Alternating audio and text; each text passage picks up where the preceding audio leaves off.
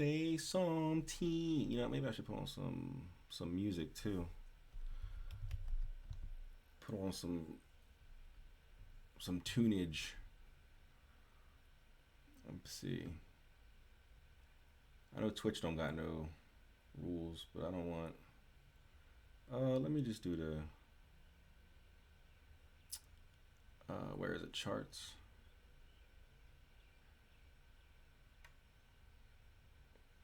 Come on, charts. There we go.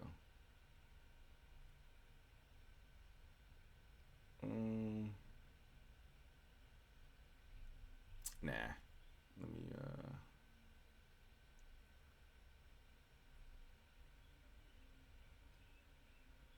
we'll do moods and genres.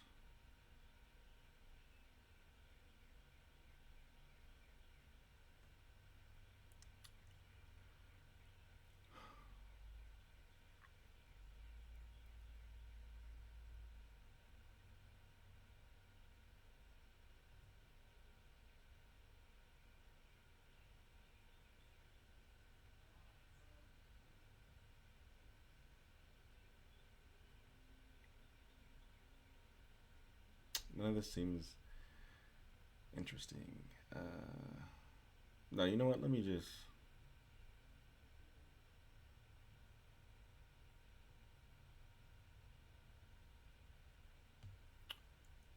There we go. This one.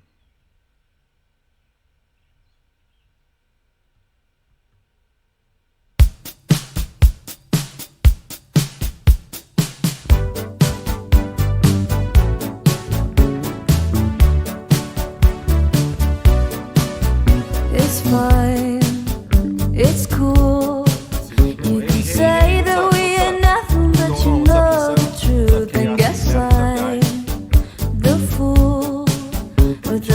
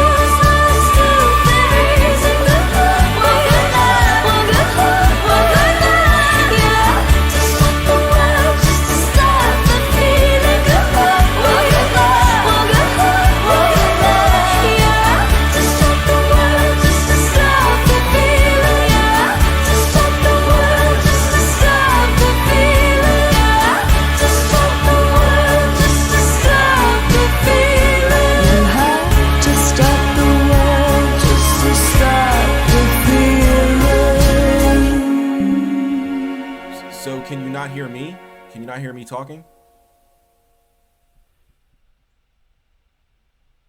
Can you guys not hear me at all?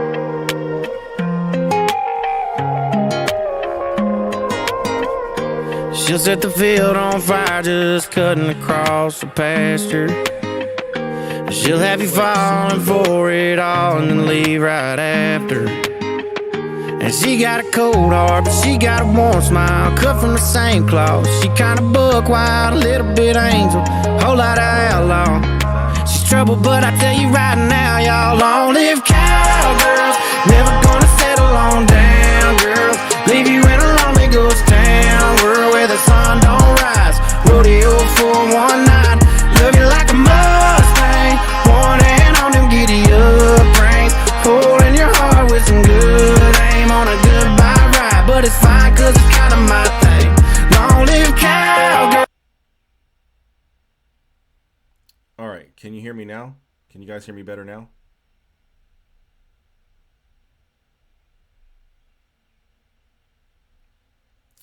Am I able to be heard now?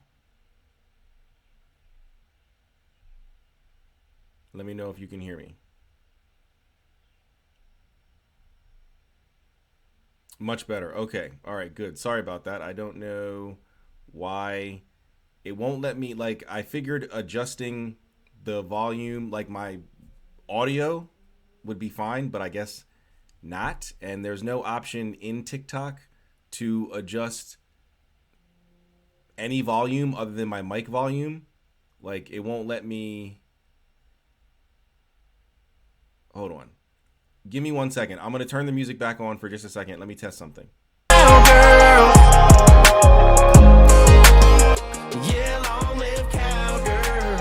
how about that? Is that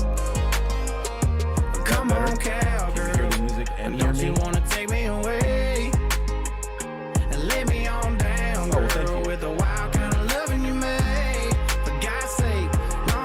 But is that a little better? Like, are you able to hear both the music and me? Girls, leave you in a lonely ghost town, world where the sun don't rise. Rodeo for one night, love you like a Mustang, one hand on them giddy up. It's so weird. The mic is literally like right here.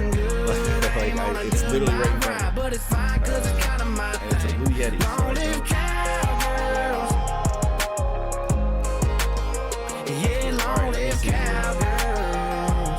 How's this?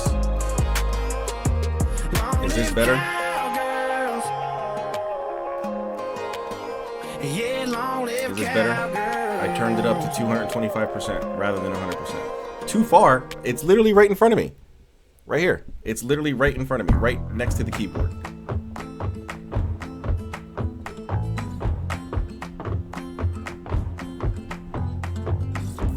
Does it sound any better though? I turned it up to 225.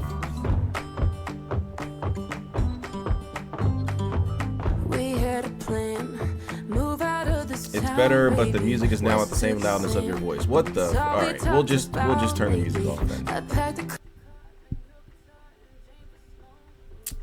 That's lame. That's lame.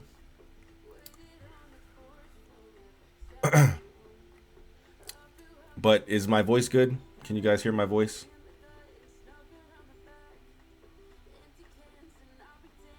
Now it's good. All right. Well, then I'm going to try to turn the music back up on my side, not on your side, on my side. Yeah, that's because I turned it up on my side, not on your side. I turned it up on my side. I muted it on your side, turned it up on my side.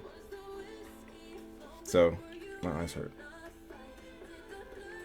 Okay, good. Excellent. So we got both. Excellent, excellent. God. My eye hurt. All right. So what I was trying to say earlier when you guys couldn't hear me is that no real agenda for today's stream. Just hanging out. Also, I'm testing the dual stream thing. I'm streaming on Twitch while at the same time streaming on TikTok. So if you guys have a Twitch and you feel so inclined, please do give me a follow over on Twitch. I put my Twitch in the chat earlier, but I'll do it again here. Be sure to give me a follow over on Twitch. But yeah, we're just hanging out. I'm just looking through Miskatonic right now, seeing if there's any new books that I might want to get to add to my practice or just to add to my knowledge. Maybe I can't use it, but I can at least gain the knowledge. And then I'll do the same with like Materia Magica, you know, like hit up Etsy, see if there's any new Materia Magica I'd want. And then, yeah, if you guys have any questions, feel free to ask. Yes, Armen, what question do you have? Feel free to ask. There's no agenda, so throw whatever questions you have. There's no topic, no agenda. We're just hanging out until I gotta go get dinner in 2.5, 3 hours. So,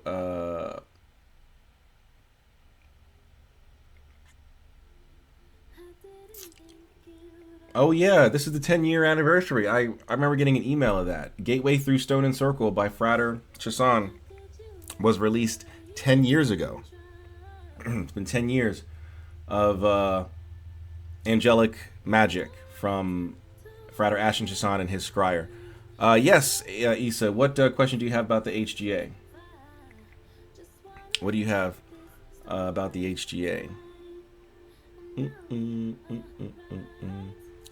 Might sound silly, but have you meditated inside a pentagram? If yes, what was your experience? What do you mean? Like a pentagram like drawn out on the floor or something like that? No. The most I've ever done anything like that is in my Goetic circle, which I don't use anymore, but I have a 12-foot circle.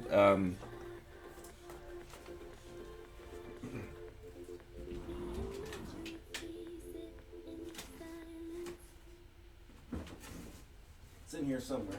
Here we go.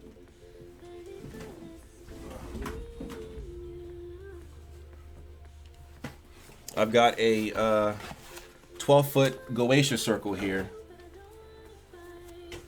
that I used to use. I painted it myself. I won't be able to show it because I can't fit all 12 feet in the camera, obviously. And my altar is behind me, so I don't have the space to like back up and show you. But surely you can tell this isn't just a little guy. This is a giant, 12-foot circle with.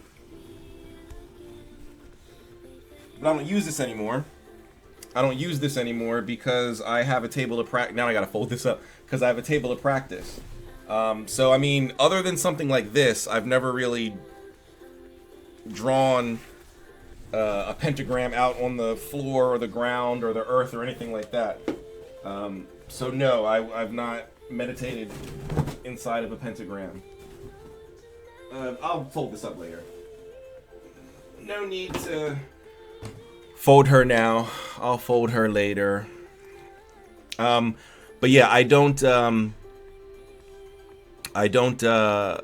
use that anymore because I have I've got my tables of practice. I'll Trithemius. Well, this one is more Trithemius. Sorry, I was showing the mic rather than the camera. I was holding it up to the mic. My Trithemian table of practice. Issa should be familiar with this. I've shown this many times. But this might be a better camera. And then maybe you'll finally be able to see the darker one a bit better because it never shows up on. You can so right there you can kind of see a little bit. It's a little faded because it's on darker wood, but you can kind of make out the triangle and I guess the circle. Oh, gee. So I don't really use physical circles anymore or physical anything on the ground because I have a table of practice. So I haven't had to do anything like that in quite a few years. Yes. So does that mean my HGA has been lonely for that long? Could it have worked with someone else ever? So that's a two-parter. So I wouldn't say your HGA is lonely. They just haven't merged with you, right? They're still an angel, so you know they can still interact with other beings and stuff like that. But they haven't merged with you. But I wouldn't say that they're lonely. They just haven't achieved their full purpose, which is to lower itself to a state where a human can interact, while you elevate yourself to a state where you'll be able to interact with a spiritual being on a mystical level, on an intimate level, and then from there merge. But I wouldn't say it's lonely. As for having worked with someone else ever, I don't believe so. I've never heard of anything like that. But it's a possibility, I guess, especially if reincarnation is true. Then it would make sense that your HGA would, you know, be able to work with others.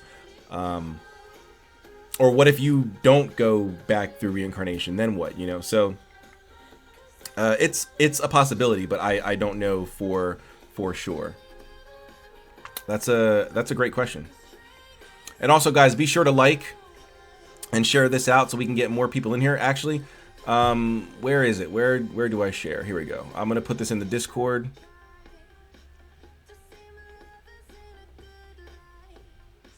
Put her in the Discord. Give me 1 second.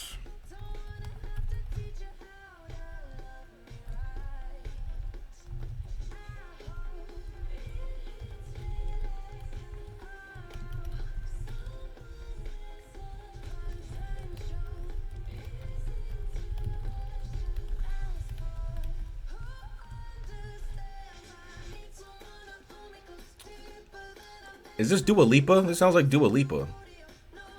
All right, sent that out. Is this Dua? It is Dua. Dua.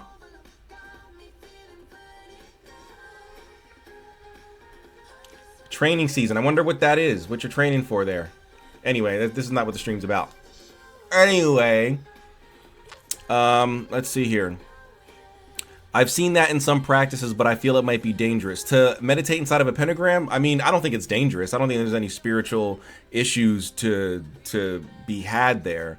I don't think meditating on any symbol, I mean, unless it's a symbol that was like someone made a sigil and designed it specifically to be harmful, like a cursed sigil or something like that, I don't think there's any danger in meditating in pretty much any symbol, right?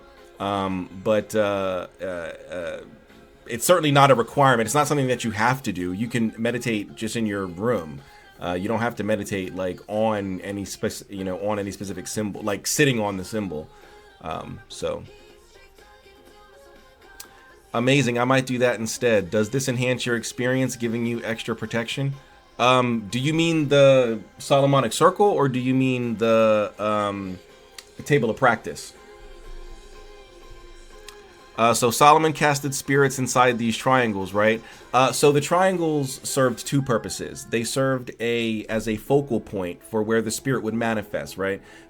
Because if you didn't have a focal point, the spirit could manifest pretty much anywhere in the vicinity, right? We see in the life of Benvenuto Cellini, which is a 16th century autobiography that we read live here, just like we're doing now with these books up or whatever. We read it live, and while he's not a magician and the book is not about magic, there is a chapter where he gives an account of him helping a necromancer do a ritual, and they weren't Solomonic because that wasn't popular in Italy in the 16th century, so they weren't Solomonic.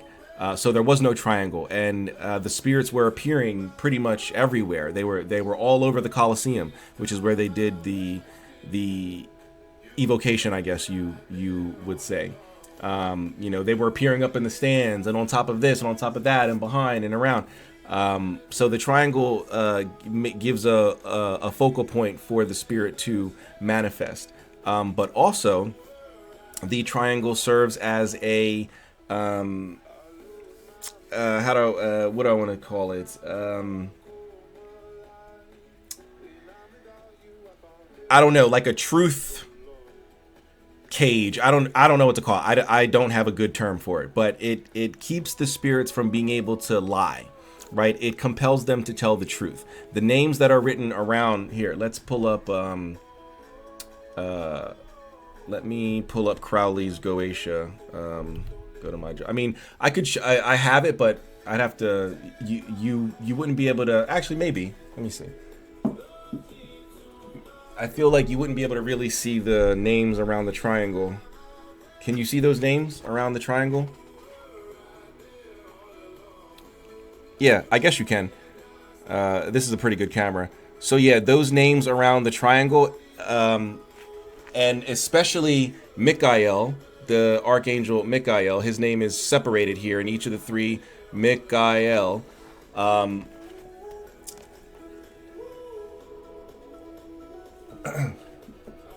That keeps the spirits from lying. It compels them to tell the truth.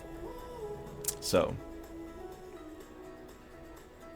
I was curious because the chance of someone else having the same birth chart as you wouldn't happen for... I got sentimental. Maybe I should talk to it about it. Yeah, talk to your HGA, or whatever your system or tradition calls it, because I know that you're going into druidry. So whatever your system calls your tutelary spirit, yes, I would recommend contacting it if you know how to do so, and asking it, talking to it about it, and seeing what they have to say about the situation. But I've never heard of that, but it doesn't mean it's not possible just because I've never heard of it. So great to know. Thanks for sharing. You're welcome. I meant the circle. Okay, so the circle is how do I want to answer that question? Because you said, does it enhance your experience, giving you extra protection? So it gives extra protection, but I don't know what you mean by enhance the experience.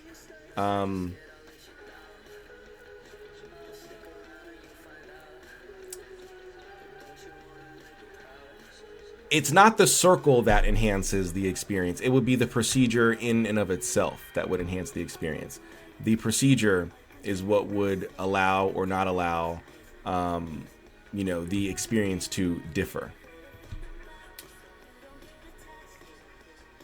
I have the Lemmageddon, the Lesser Key of Solomon, 1 to 5 books. Yes. Okay, great.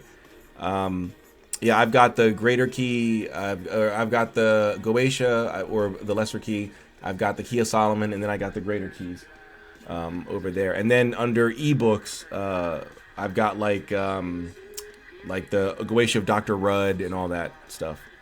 But yeah, that's what we're doing here, trying to see if there's any new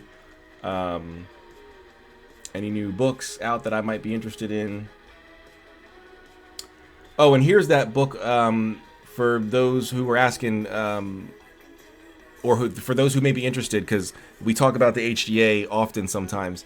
And I know last week somebody asked about it, about some books on the HGA and how to get in touch with them. And I recommended my copy of The Holy Guardian Angel by Michael Chittatelli, but also Holy Daemon by Frater Acker, which is this text here. You can get it in either the limited edition hardcover for $70, or for $30 you can get it in the paperback edition. Even though this looks like it'd be a hardcover, it's paperback.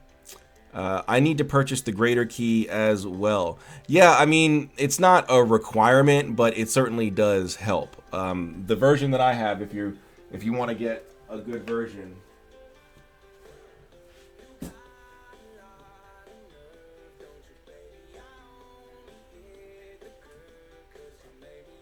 Oh, this would be a good recommendation, and so will this.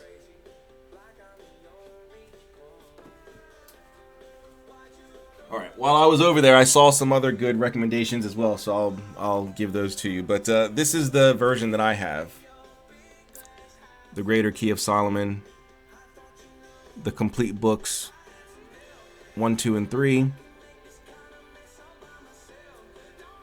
by the Erebus Society.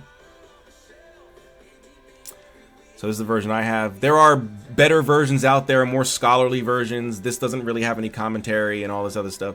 But it's an okay version. But also, while I was over there, if you're interested in going deeper, with that, Sarah L. Mastros just released this a couple months ago. This is pretty much brand new. The Sorcery of Solomon, if you're interested. It's about the pentacles from the Greater Key. let's say it says a guide to the 44 planetary pentacles of the Magician King. So if you're interested in, going a little further with the Magic of Solomon without having to go through all of the evocations and stuff like that, The Sorcery of Solomon by Sarah L. Mastros is really good. And also, if you do want to get deeper into evocation, hold on, let me put this on vibrate.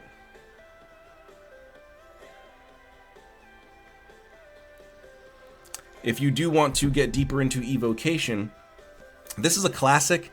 I'm actually surprised. I mean, it's available on Amazon. If you go on Amazon, you can get it. But I'm surprised I found it in the bookstore.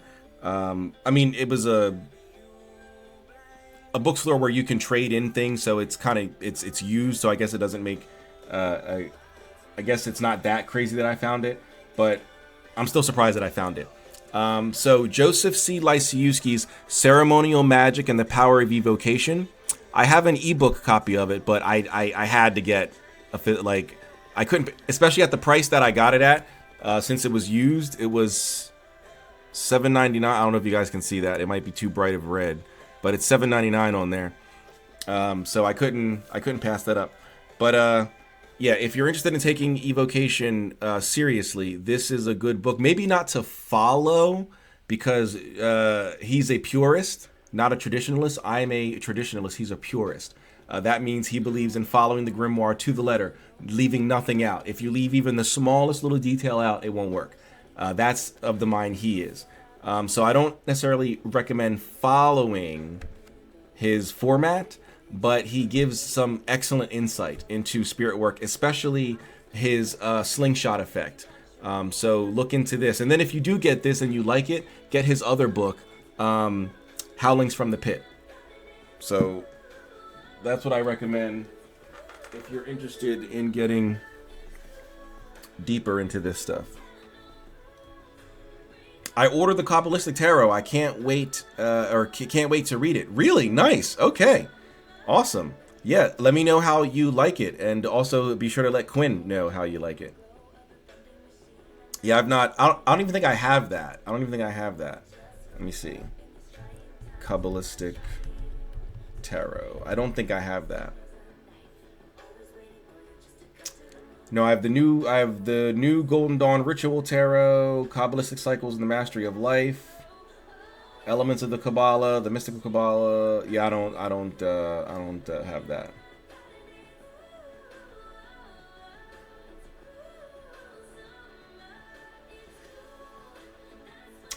This was the book that I couldn't think of the other day when somebody asked me about tarot. I couldn't think of this one at first, and then I remembered the Way of the Tarot. And then the other one, it was this one, the Pictorial Key to the Tarot. That's the other one. But yeah, no, I don't have the Kabbalistic Tarot. So let me know if you like it. Let me know if you like it. For some reason, I don't feel connected at all to holy guardian angels. I'm more drawn to infernal spirits for some reason. Well, that's not a problem. I mean, if you feel more drawn to, infernal or demonic type spirits, that's purely your preference, right? There's nothing wrong with that. It's not a bad thing. Go down that avenue and explore it. And maybe you'll find that you don't like working with those beings. And maybe you do try to explore, other hierarchical structures. Like maybe you decide to work with the elementals on a regular basis, right? When I first started out, I was doing deity work because when I started out in the occult, I came in through a coven, and it was coming in through the coven that I learned magic, and they did a lot of deity work. I don't do deity work anymore. I don't. Whenever people ask me, it's like, I haven't done deity work in like over 15 years. Lately, my work, all my magic is done pretty much through my ancestors and through like local spirits like the Genius Loki or, the elementals or something like that, the planetary spirits. You might find yourself, outgrowing the spirits that you thought, you'd be interested in working with. I like that. Might look for it on Amazon. Yeah.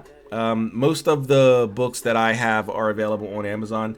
And then there are the specialty kind of books that you have to go to the publishers for, like, something like, like these. You're not going to find Holy Heretics, at least not in this. Well, I mean, you might find it in paperback, but like you won't find something like here. Let me see what you won't find on Amazon.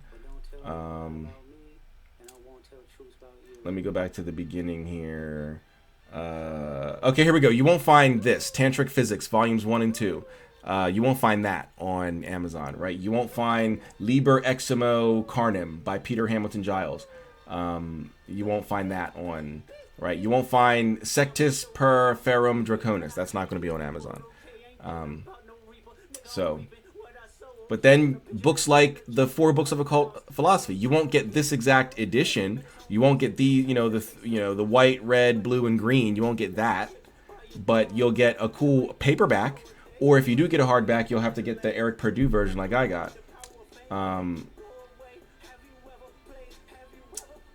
So yeah. I've been thinking about getting some like new near mint because yeah, shit can get expensive. Thinking about getting some what? What do you think about getting, Issa? That's new or near mint.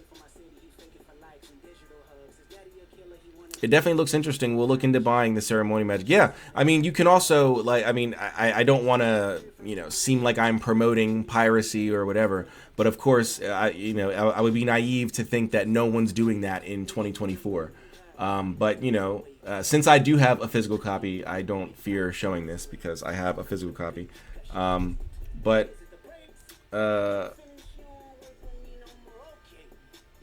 There's definitely a PDF copy that you can get right there. So, and it's the real, it's not just, how sometimes you go on like Scribd and they only give you like this and that, and then you gotta, like join their site to get the rest or whatever. But yeah, this is the actual book, 102 pages. Well, it's actually 200 something, but as you can see, there's 2 pages on 1 page. So, but yeah.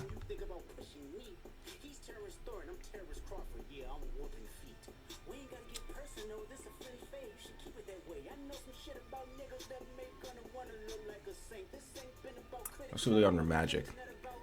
I like the website, but I live in the UK and some of those titles are pricey.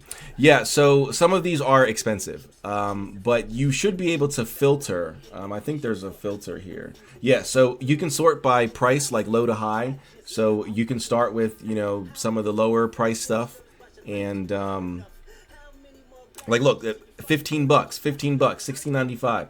Like, they're not super expensive. I mean, not everything. There are things on here that are hundreds of dollars, but it doesn't have to be that way, right? You can sort by price and start from low and go to high. And also there's, the PDF. And even if you do want a PDF, but you don't want to pirate it, a lot of the publishers that you can find through here offer ebook copies. The only one that comes to my head readily is Hadean Press, right? They publish a lot of ebooks. They have it's called their Guides to the Underworld, and then also Scarlet Imprint. Scarlet Imprint does it. They do a PDF or EPUB. They do EPUB versions of their books. So.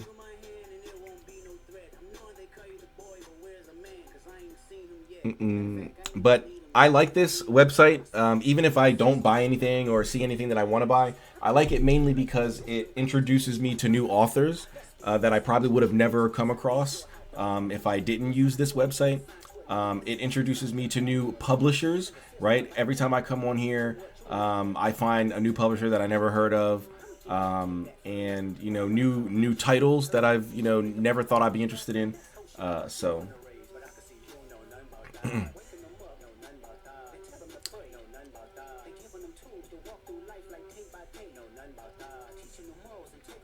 But yeah, for me, I always need a physical copy. I can't get connected to a PDF. Yeah, I feel you. I tend to get the PDFs of books that I am quite sure I'm not going to be using in my regular practice, but it might just add to my knowledge, right? books that I might just be studying. But even then, I prefer physical copies. But I won't lie, I have probably 800 to 1,000 books here in my Google Drive. As you can see right here, I have 87 gigs of 100 gigs used. So the vast majority, I'm going to say 80 of the 87 gigs is books. There might be like 5 to 7 gigs that are like old videos. Before I, paid for video hosting, I didn't have anywhere to save them. So I would upload them to my drive. But now I have hosting and I just haven't cleaned it up on here yet. I have about 800 to 1,000 over here. Physical copies, I have about 130. I think it's like 124, 125, something like that.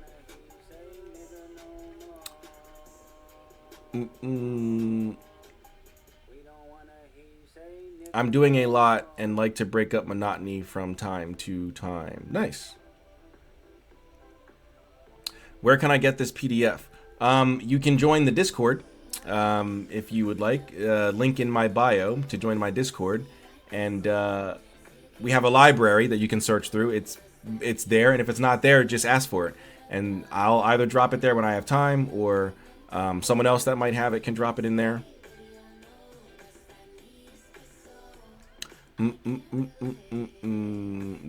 Issa, do you follow Kabbalists like Restoration of the Breach? Yes, I know. I mean, I know you're asking Issa, but I know Restoration of the Breach. But I'm not super familiar with Kabbalah.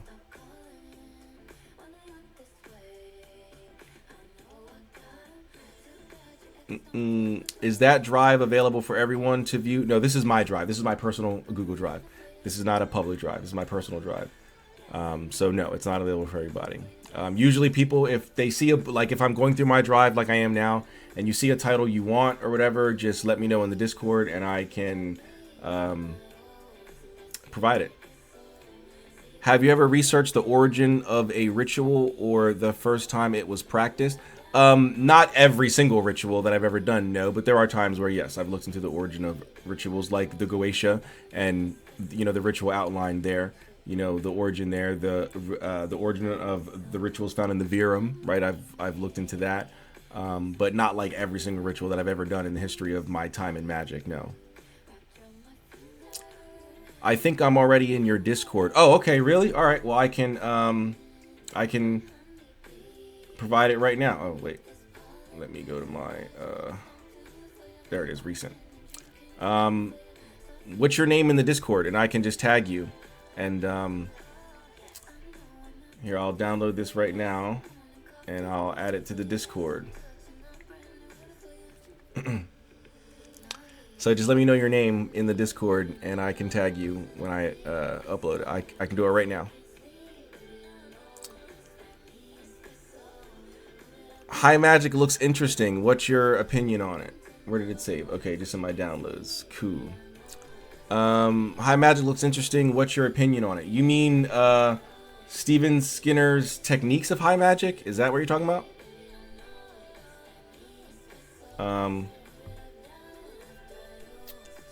Did you see that in here? So that way I don't gotta search for it.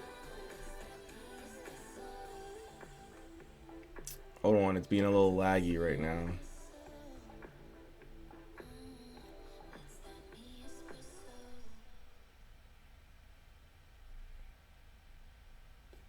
There we go. I don't see it in here.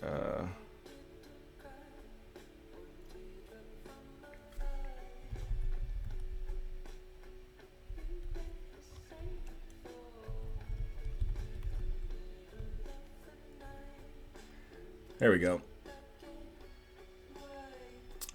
This one right here, Techniques of High Magic by Francis King and Steven Skinner. Is that the one you're talking about?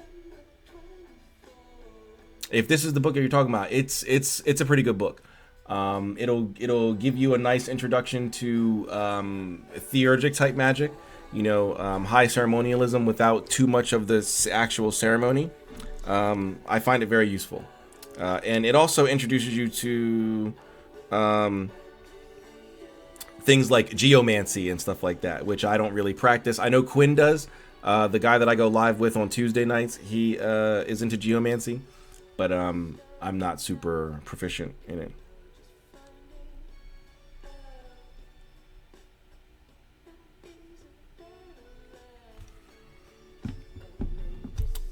I see misquoting Jesus in your library. I have that too. Oh yeah, I think that's on the homepage. I think that's on the homepage. Yep, there it is. Misquoting Jesus. Actually, if you're into this, misquoting Jesus, I would also recommend this book, which, as far as I'm aware, there's no PDF, so you'll probably have to buy a physical copy. But Anathema Maranatha. And the subtitle is Christianity and the Imprecatory Arts. So it is like the dark magic, the black magic and curses and hexes and stuff that were done in the Bible, that were done by priests and clergymen and bishops, even up to popes, as well as even God himself. So yeah, this is a good one. I think I have a couple. Let me see here. Let me open my categories. Where's my Christian stuff? I think I have a couple Christian. Here we go. Christian occultism. Yeah, there's a couple things in here. So I've got, and this isn't organized. So these aren't the only Christian books I have. I just haven't gone through my entire drive and categorized everything. And I tend to do that as I go. So I don't just have like these 6. There's a bunch of Christian stuff that I have. These are the only ones that I've categorized. But I've got Jacob Boehme's Way to Christ. I've got The Divine Images. This is from Dan. If anyone knows Dan McClellan on TikTok, the Bible scholar who's a Mormon, this is his book. John Mylor, Aliens in the Bible. If you're someone who wants to think that, the beings, the angelic beings and the watchers and all that other stuff mentioned in the Bible are actually aliens. This is an interesting book for you to check out. Meditation on the Tarot. It's not really Christian, but whatever. Ancient Christian Magic, which is actually a really, really, really good book on magic from a Christian perspective. Misquoting Jesus. Necromancy in the Medici Library, which is fantastic. The Enoch Metatron tradition. This is actually more Jewish, but whatever. And then The Imitation of Christ. But I've got a lot that there's a lot more that I should be able to put in here. Here, let me close all this over here. Make it bigger.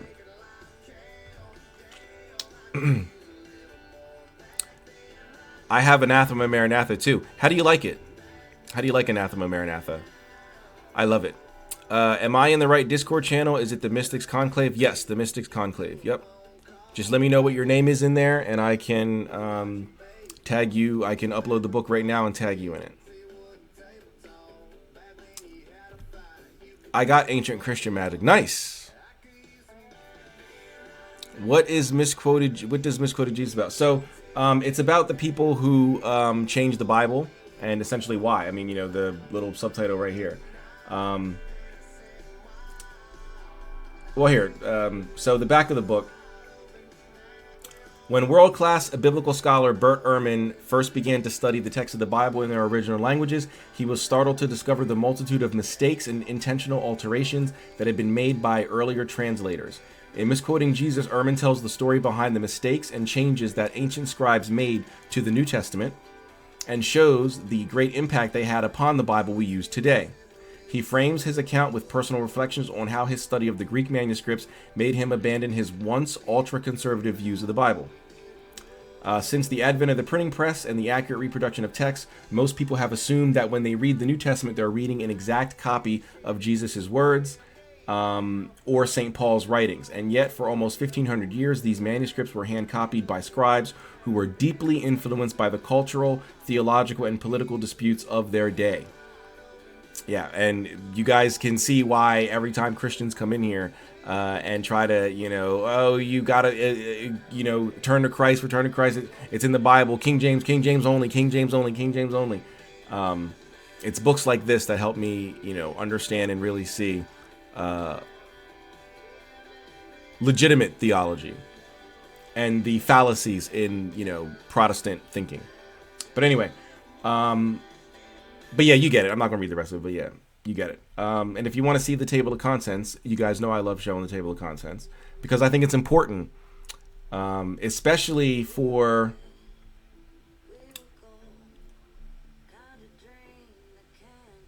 the notes, the bibliography, things like that. But anyway,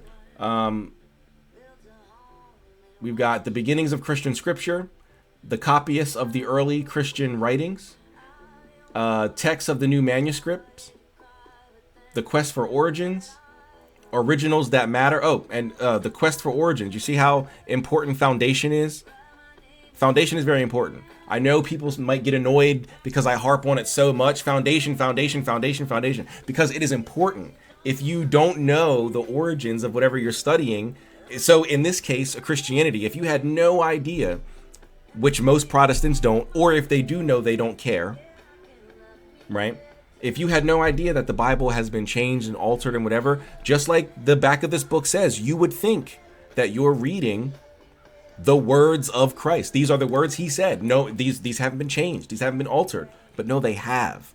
And sometimes intentionally, but I'm not going to put that all the time, right? I'm not going to say every single time a translator picked up whatever copy they had of the Bible that they intentionally wanted to change things. No, sometimes the words don't exist in another language that they want, that they're translating from, right? Translating from Aramaic, there might not be an equivalent word in Spanish or in Chinese or whatever. There might not be that equivalent word. Just like in Greek, there are numerous ways to say love, right? We only have one way in English, and you have to understand the context. You have to understand that when I say I love my mom and I love dirt cake, that type of love is not the same. The Greeks don't need to do that. They can distinguish it with the language. You have agape love, which is divine love, right? The love of God to a human and vice versa. You don't agape love your dog, right? Agape love is between a human and a divine, right? You have philos, filio type love, brotherly love, right? Philadelphia, right? The city of brotherly love. You have eros, which is romantic love, right? There's different versions of love in Greek, and you wouldn't be able to translate that directly into English. You would just have to say love, and hopefully you get the context of the type of love I'm talking about, right? And so if you didn't know any of that for the Bible, you would think that you're reading the words of Christ, but you're not. You're reading the words of some translator from this century, that century, whatever, which is a problem for the New Testament. Notice he only focuses on the New Testament. The Old Testament, we have the originals, right? The Jews kept meticulous records. So, and the Catholics do now. And by now I mean over the last several centuries. I don't mean now like they just started in the last 30 years. They started with Peter, but it wasn't always like that, right? So, yeah. Theologically motivated alterations of the text, the social worlds of the text, which is important to understand the time period that the Bible was written in, the people who wrote it, right? How they thought, how they spoke. And then conclusion, changing scriptures, scribes, authors, and readers. And then there's notes, and then an index. And I'm sure the notes is, what page was the notes on? I'm sure the notes is a bibliography. It's at 219, right? Please don't tell me, okay, because normally when I go fast like that, it says, oh, we can't show you. We can't keep up with that speed. Give me 1 second. I want to see if the notes is a bibliography. Yes, it is. So even though it doesn't call it a bibliography, it is a bibliography, right? Here's one, David C. Parker's The Living Text of the Gospels. This is just the New Testament, the Canon Hebrew Bible, Apocalyptic Prophet of the New Millennium, the Deutero-Pauline letters. Yeah, so this is a bit of a bibliography as well, which is very, very important. Very important. So, speaking of which, I one of my new books that I just got, that I showed off in the Discord earlier this week, Issa, the Hermeticism book, the new Hermetic book that I got. This one, the Hermetic Link, right? Look how thick this book is, right? Pretty thick book. There's 20 pages of a bibliography, right? The bibliography is 20 pages long. It starts, I think it's like 450 or something like that. Or, oh no, sorry, it's 350. It's 350.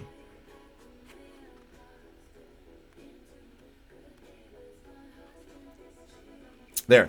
So the bibliography starts on page 358, right? And it goes for 20 pages. It doesn't end until almost 20 pages, 382. All of this is a bibliography. That's insane. I mean, insane in like a good way. Meanwhile, let me put these back really quick.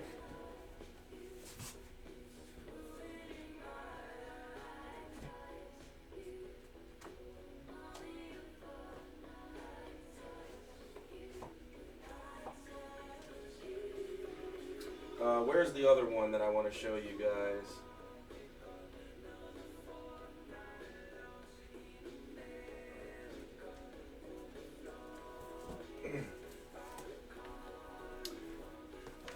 Meanwhile, you've got books like Billy Carson's Compendium of the Emerald Tablets. Ew, why does it look weird in the? Is it because it's green? It's a green. Maybe that's why. It looks like it's like digitally altered or something. Even though it's a terrible book, the cover doesn't look that bad.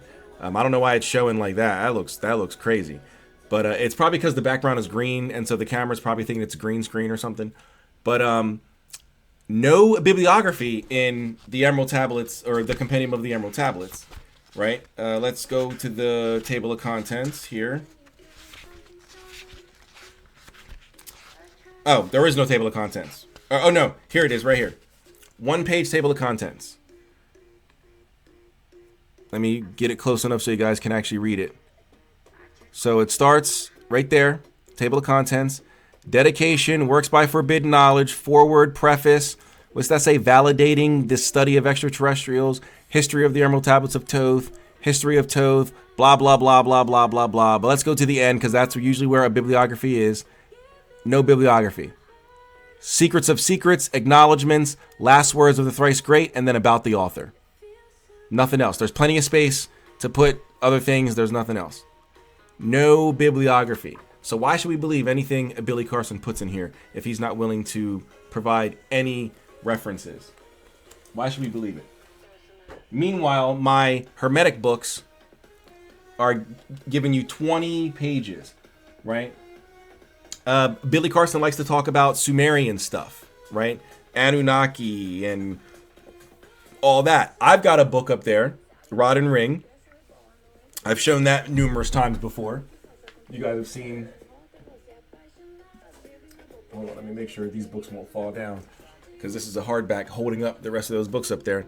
I got Rod and Ring here by Rod and Ring by Samuel David from Anathema, right? And this is about Sumerian mystery religions, right? What does that say? Rod and Ring, an initiation into a Mesopotamian mystery tradition, right? This book has 10 pages of a bibliography. Pretty thick. 10 pages of a bibliography. Everything from learning about Sumerian religion, Sumerian culture, Sumerian society, Sumerian language, Sumerian government. There's even books on like their farming and like their agricultural stuff. Stuff that you probably wouldn't even think is important. But there's a scholarly reference for it. There's a foundation for it. So why would I believe anything Billy Carson says or Zachariah Sitchin says if they can't provide any kind of foundation or any kind of a solid source, right? No bibliography. I've got another New Age book here, Opening to Channel. Opening to Channel. How to connect with your guide. Ooh, sounds great, right? Why should I believe any of this, right? When I look into the table of contents here, and we go, because this is several pages of a table of content, and we go to the last page, which is normally where you would find a bibliography or a works cited or references. The last chapter says channeling the time is now, channeling the past, channeling the time is now for mankind. What's that say? Find your find your three, what does that say? Find your time to begin. And then whatever that little message down at the bottom is, companion books by Oren and Daben, right? No bibliography, no works like no. So why should we believe any of this? This is just made up. This is pulled out of their butt, right? So foundation is very important. I say all that to say that foundation is very important, and that we need to make sure that we have a proper and a solid foundation for our spiritual practices.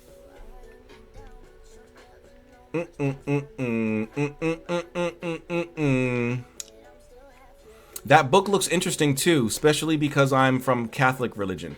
Oh, well, if you're from Catholic, and I need to add this book into the Christian occultism too. What's it called? I think it's called Believe Not Every Spirit. There it is, by Moshe Slavovsky. Possession, Mysticism, and Discernment in Early Modern Catholicism. This is a fantastic book. Fantastic. This is probably one of the biggest reasons why I started wanting to debunk the New Agers and the paranormal researchers and stuff like that. Because even though from a occult perspective, the things that they're talking about are nonsense, usually when it comes to at least like the paranormal, right? Whenever they want to get rid of a ghost or a haunting, if they don't go to a psychic or a medium, because they never come to a witch for some reason, they never go to witches, they always go to a Catholic priest. It's never a Protestant minister. It's never Pastor so-and-so of the Lutheran church up the street. It's always Father so-and-so from Saint someone, from Saint Michael's, from Saint Jude, from Saint this, Saint that, from some cathedral, from some basilica. Right? Which would indicate that, well, Catholicism is right in line with what we're doing here, these ghost hunts and stuff like that. No, it's not. Believe Not Every Spirit. Possession, Mysticism, and Discernment in Early Modern Catholicism. This is fantastic, especially for picking out frauds, people who are fraudulent with their spiritual practice. How to tell from a Catholic perspective, from a Catholic theological perspective, if someone is truly gifted with spiritual ability or if they're bullshitting you. This is fantastic.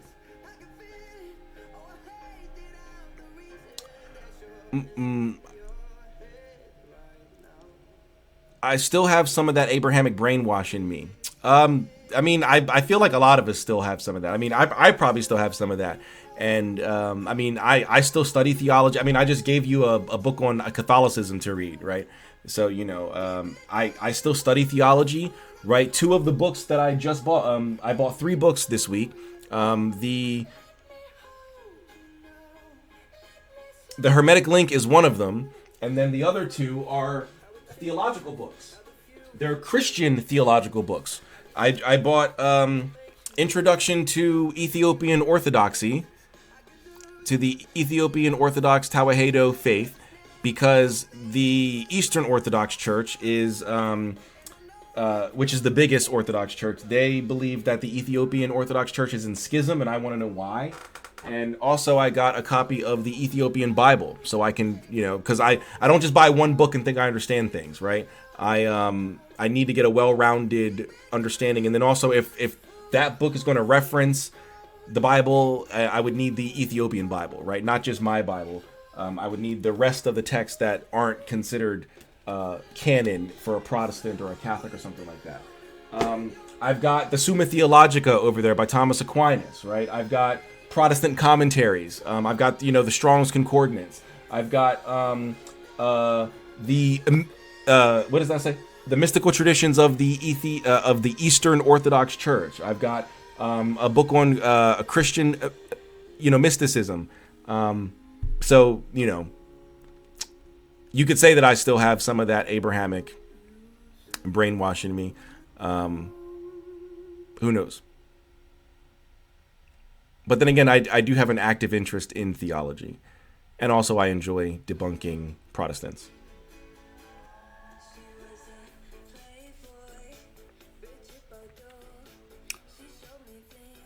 How is this music of the summer?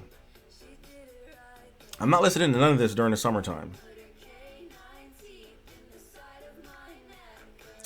But whatever. Is that from one of the Ethiopian books you got? Is what from one of the Ethiopian books I got? I just showed the two that I got. The introduction to the Ethiopian Orthodox Tawahedo faith and the Ethiopian Bible. It looks shiny, yeah. The compendium, yes.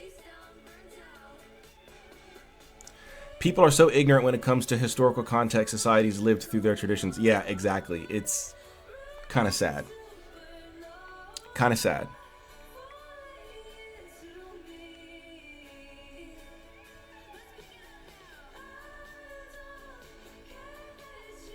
Why is my mouse was like off the pad. I was like, why can't I move? Like, why is nothing moving?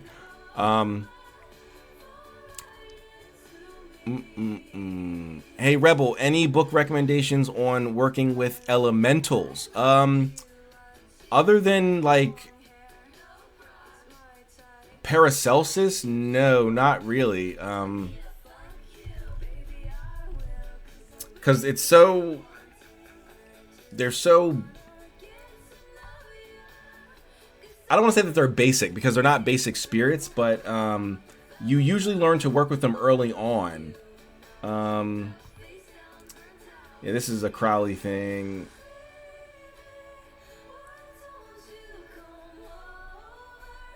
What is this?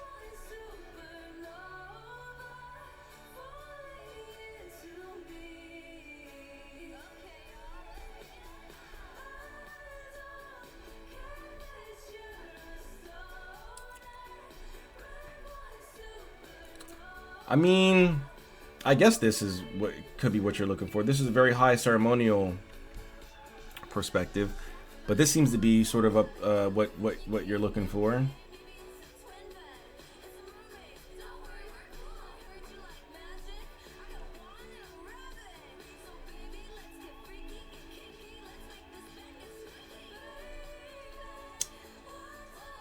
Yeah, this might be what you're looking for.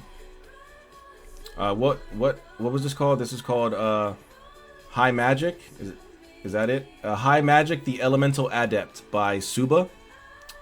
I've not read it, but it seems to be what you're looking for. Let me see. I got a bunch of images.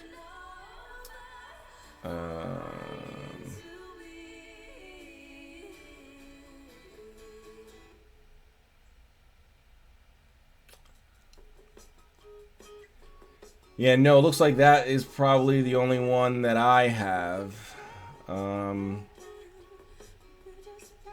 Stop that. Yeah, no.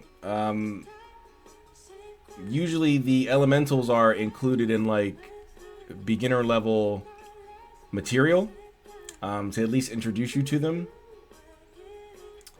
I'm not too familiar on books that are just about them. That are like, it's only on the element. I mean, I'm sure someone out there wrote something, but I'm not familiar with it.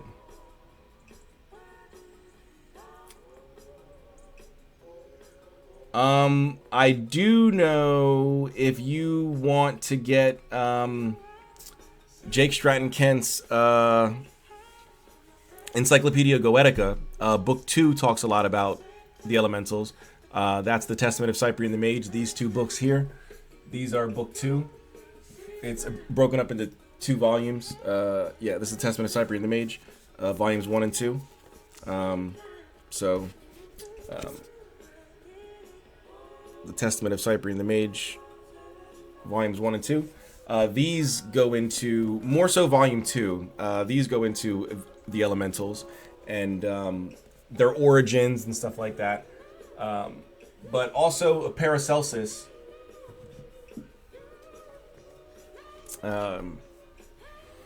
he has that, like, he's the one that gave us like what we know about the elementals, so you can do a Paracelsus as well.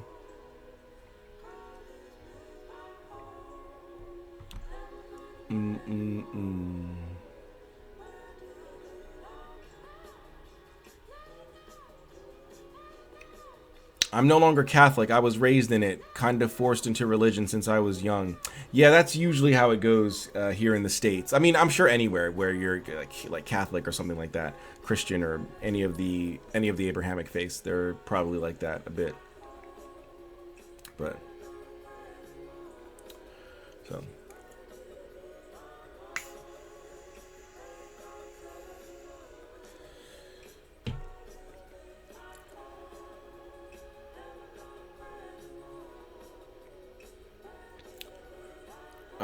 Yeah, I don't see anything else on here that would probably help you out. I wouldn't say it's brainwashing if you're trying to learn genuinely. That's true. The biography, the bibliography in one of your new books was curious if it was the Ethiopian ones. No. So the one is the Bible. So I mean, it would reference itself, right? That's how those books work. And the other one is just an introduction to the Ethiopian Tawahedo Church. It's a small little booklet, so I doubt there's a bibliography in there. And if there was, it would probably just be the Bible, since it's a theological religious text, rather than an exegesis on a religious text. But the 20-page bibliography is in the Hermetic book. That's the Hermetic link, which I bought when I bought the two books on the Ethiopian. I keep wanting to say the Eastern Orthodox, the Ethiopian Orthodox Church. So yeah. I like how everything is neatly organized in your drive. In some cases, but in other cases, it's not. Like, for example, the book that we just looked at, Believe Not Every Spirit. I need to move that into the Christian folder. That's what I meant when I was like, it's not fully like organized. So there are still some like if I just go to my home and I just scroll, like these are a lot of books that haven't been organized. And I don't know why, like it always stops right here until I refresh.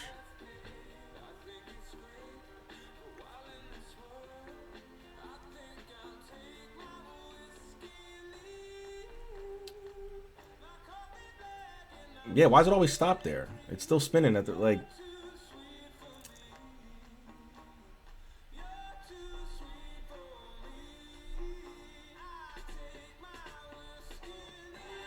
This is lame.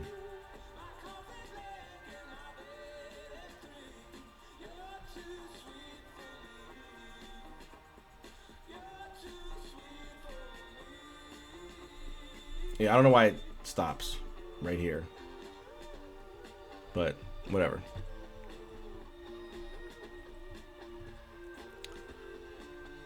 I think the pendulum of swimming into New Age or religion is brainwashing is thin. You can't win, depending on the person you run into. That's true. That's true.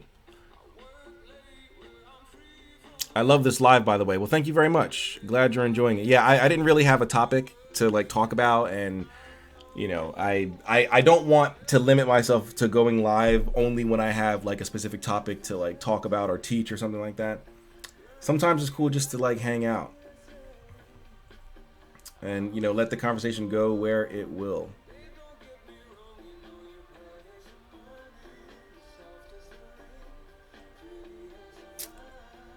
There we go. Like, look, like these are all uncategorized.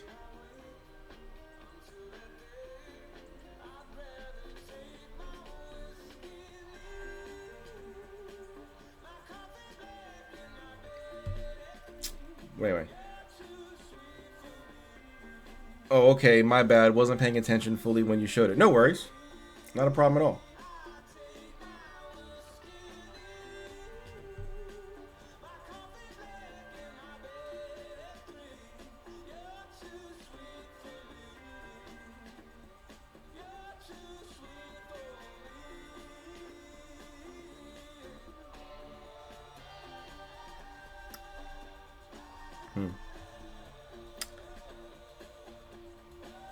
Well, let me go back to seeing if there's any new books out here.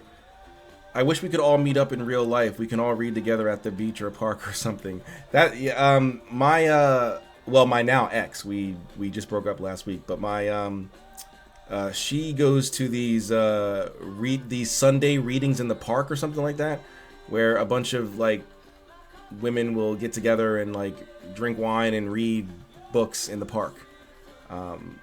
And yeah, so it could be something like that. It could be something like that. Actually, let me look up some materia. Let me look up some materia. They don't have me signed in. Stop. Stop acting like I don't got an Etsy account.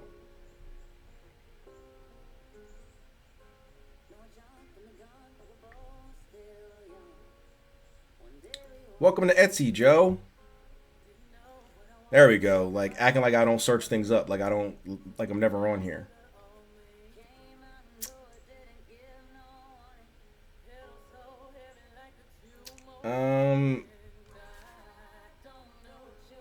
Let's see.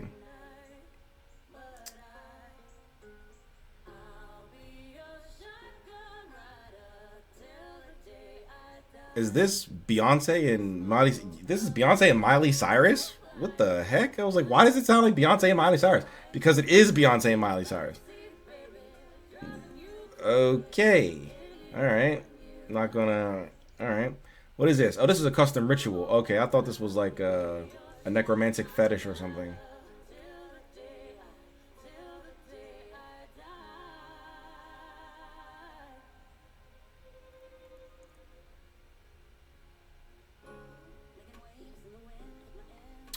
Yeah, this is stuff like, so it's I don't want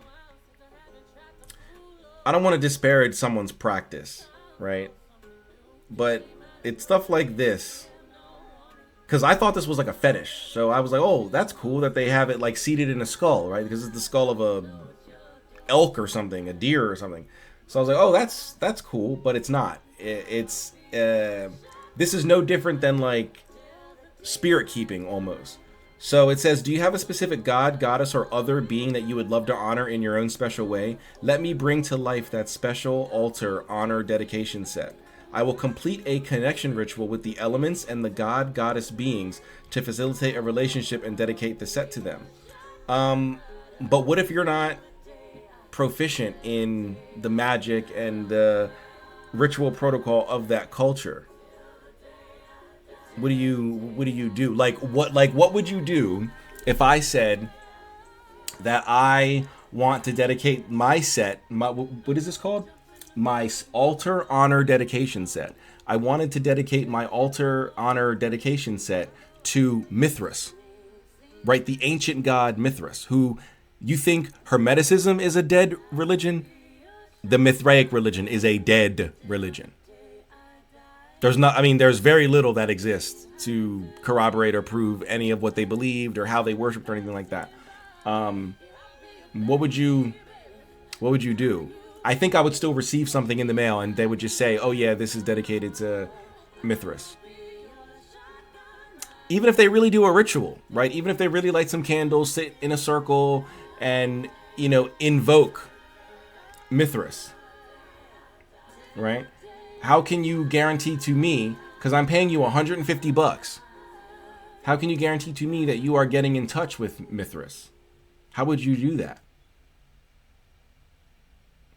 Again, I don't want to disparage anybody's practice. They could really be a legitimate practitioner.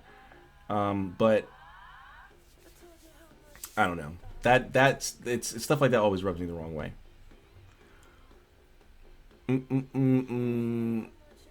That would be amazing, but I live in the UK.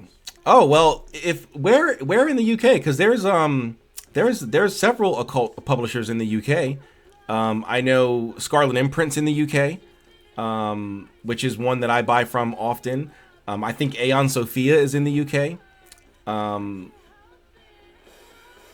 I think Theon's in Germany, but that shouldn't be. But I think Europe to UK shipping is not terrible. It's not like UK or Europe to the US.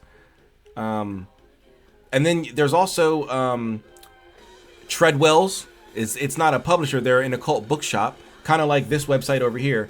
Treadwell's here. I think it's Treadwell's of London.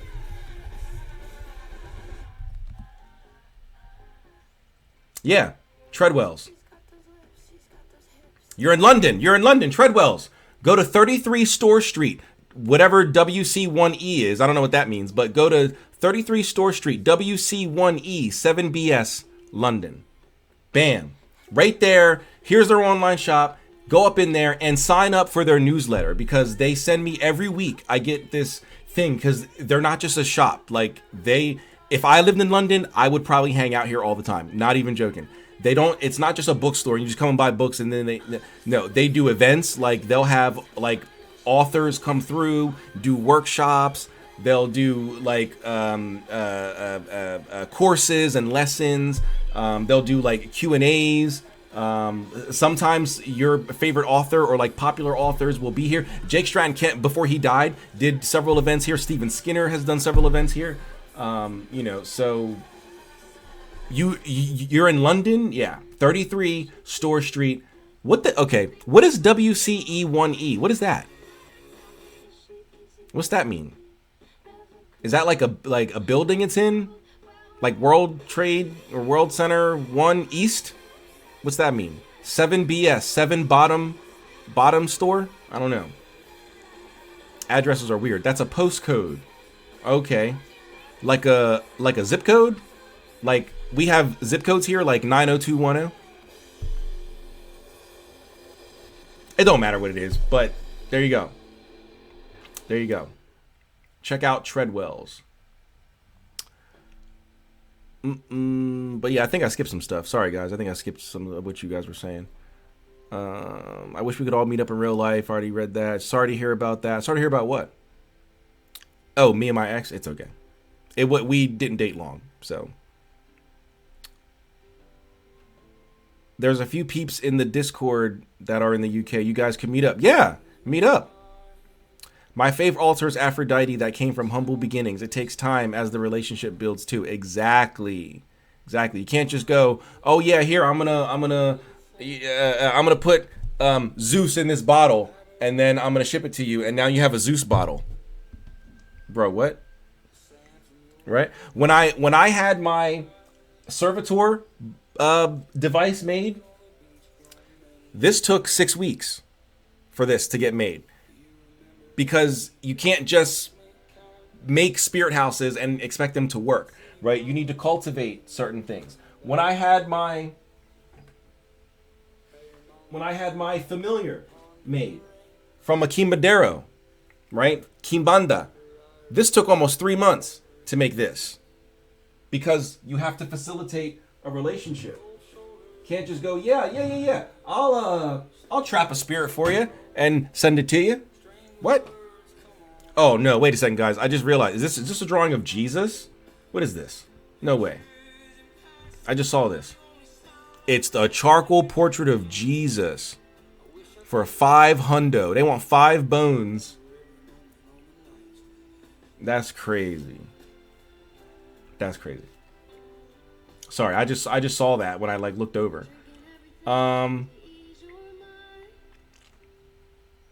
Let's take a look at some of the tables of practice that they've got.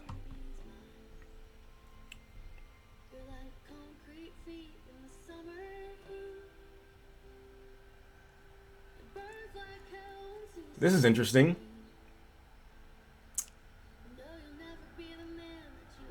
This is a Devil's, what does it say? Where's the title at? The Devil's Witchcraft Table of Practice. Interesting. Yeah, that's apparently how he really looks. Jesus? No, that's not how he looks. No, Jesus was a Jew. He wouldn't look like some hot, IT guy, who drinks macchiatos or something like that with his hair products, his long luscious locks. He doesn't. Jesus was a Jew. So,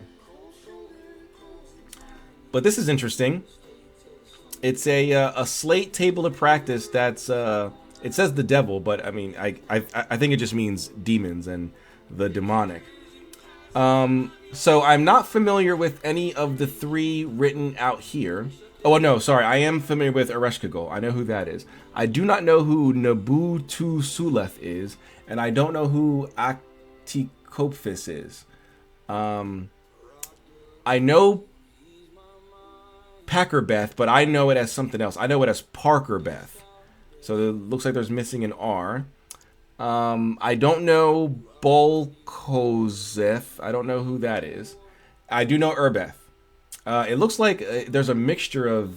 This is an interesting table of practice. This looks like a mixture of different practices and systems and stuff like that. And then in here you got Ejim, Oriens, Amaim, and Payman. So these are, I'm very familiar with these. These are demons of the 4 corners in grimoire tradition. You can find these demons in many, many grimoires. But these out here are Gnostic. And you can tell that, oh my god, I love this song. Really? What is this? Oh, Charlie XCX. Charlie! Yeah, it's me, Charlie. You're listening to BBC Radio 1, yeah. That's how she talks. Charlie!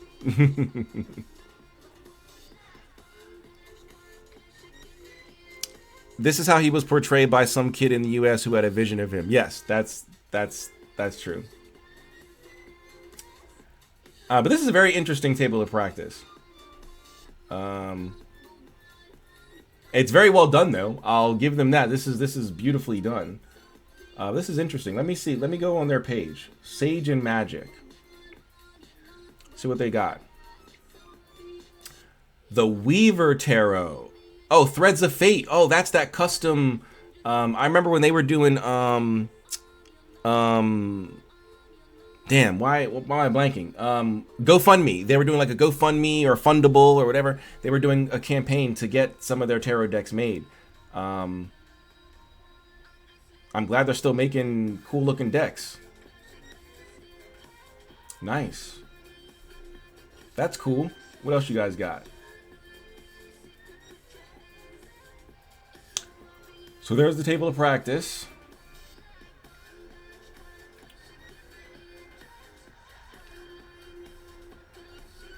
All right. Oh, wow. They have 37 pages worth of stuff. I don't know if I want to look through it all, but is it mostly just this stuff? Is it mostly stones and rocks and stuff? All right. That's cool. All right, Treadwells, get out of here.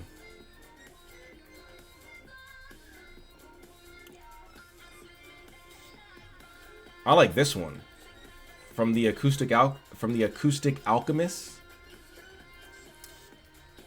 This is almost exact replica of Drawing Spirits into Crystals. Charlie XCX slaps. When she went hyperpop, I've been feral ever since. Is that hyperpop? What we just heard? Is that considered hyperpop? The hyperpop wave she carried from 2017 to 2021 was the best. So that's what we just listened to? Hyperpop? Like that was the genre? So then what would Grimes be considered, right? Because I remember Grimes like tried to describe herself as like intergalactic synth pop. I remember back in the day when I first like heard of Grimes, and I used to trip balls, and I used to like play because her music is perfect for tripping. And hopefully TikTok doesn't ban me for saying that. When I first started finding out about Grimes, like I listened to an interview of hers and she was like, yeah, I'm like intergalactic synth pop rock. I'm like, what does that even mean? So what would Grimes be considered? Is she hyperpop too? Is that Grimes is more ethereal synth pop. Interesting. I guess synth pop is accurate. And yeah, ethereal because she likes to do the she's like in some long hallway in like a castle. She's like trying to do the echoes and the weird like spooky surreal type voices. Like stop that. Stop moaning in my ear. I don't want to hear you go in the background of all your songs. Stop that. I never used the table. What do you do with that? Sorry for being in here. No, no problem. So you use them to contact spirits.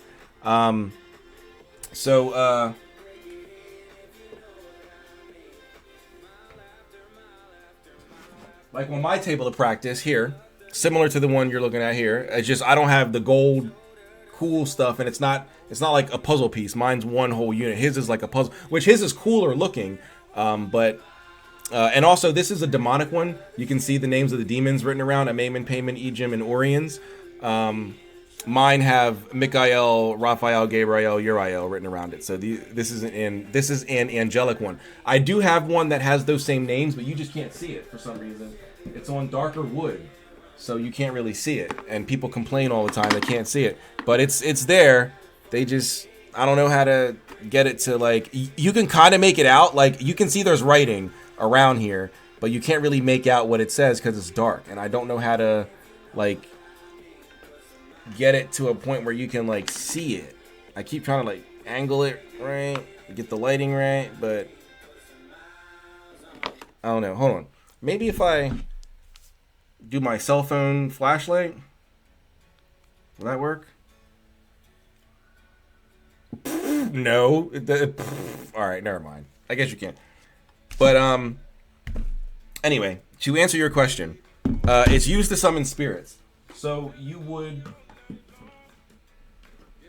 begin your ritual as normal, I would say, right? Do your banishings, do your invocation of your, positive deities or whatever, HGA, whatever, right? And then you get this set up, right? And then you would prepare the temple. So you would set this out. I always have Michael pointing north, right? So you would have this set up, and I'd place on top of this my scrying device, which would either be my dark mirror or my crystal sphere, which I would show you, but I don't feel like setting it all up and holding it up and everything like that, because I can't put it down anywhere. So I'd have to hold it up, and I don't feel like getting all the tools out and like putting it all together. But anyway, so I put my scrying device on here, right? And then I begin to prepare the temple, right? So I'd light my incense or light my candles, right? And then I begin to get into an altered state of consciousness, right? Whether that's through chanting, vibrating sacred names, chanting, intoning, ritual dancing, ritual drumming, whatever. I would then get to an altered state, and then from there I would begin the evocation, right? And then while I'm in the altered state, scrying into the scrying device that's on here in order to begin communication with the spirit. This is a condensed version of what I showed you earlier, my 12-foot circle that I didn't fold up, that's still sitting out here. This thing, I mean, unless you're rich or you have like a big house or something like that, who's got 12 feet? Right? Unless you have an unused basement or attic, which I don't have, or you have like an unused garage or something like that, like a space in the garage, which I don't have, right? So I don't have 12 feet to lay out this circle. So what am I to do? Now I can't practice magic? Well, no. Johann Trithemius, in his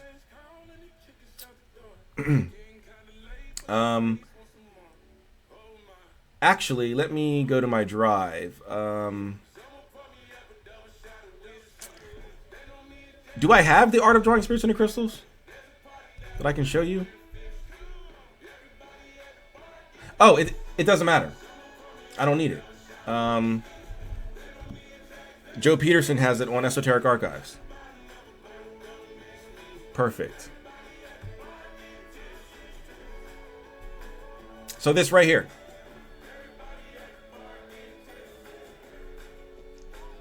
This has been condensed into this, right? So Trithemius took what he used, this as the triangle, this was the magic circle, and this is the sigil of Michael, and he took that and he condensed it into one device, so that way you don't need 12 feet or 6 feet or 9 feet of space in order to do your work. So that's what the table of practice is for. I find them very, very useful. Because I can do work right here on my altar, right here. I mean, I have to move things around or whatever, but I can do it right here. I don't have to, find 12 feet of space, right? So if you have the money, I recommend getting something like this. You don't have to get this specific one, but because obviously there's quite a few that you can choose from. Oh, here's the guy that I bought my layman's from, as you can see. But yeah, there's different editions, different versions. You don't need to get, you know, the same one I got or buy from, you know, any specific seller. But yeah, this is a very unique one. It's very interesting. And yeah, look at this one, because that's not the same. Oh, it is the same. That's the deep center. So look, it's got the angels of the 7 planets around, and then this looks like it's the sigillum here. It's got like the sigillum. This is very meticulous. For $2.99, I think just the details alone, and it's got the, what's this, the zodiac, or is this something else? What is this? I don't know. Is this Hebrew? Oh, this is Hebrew. I think this is Hebrew letters. On the outside here. Let me see your channel. I mean, not your channel. Your work.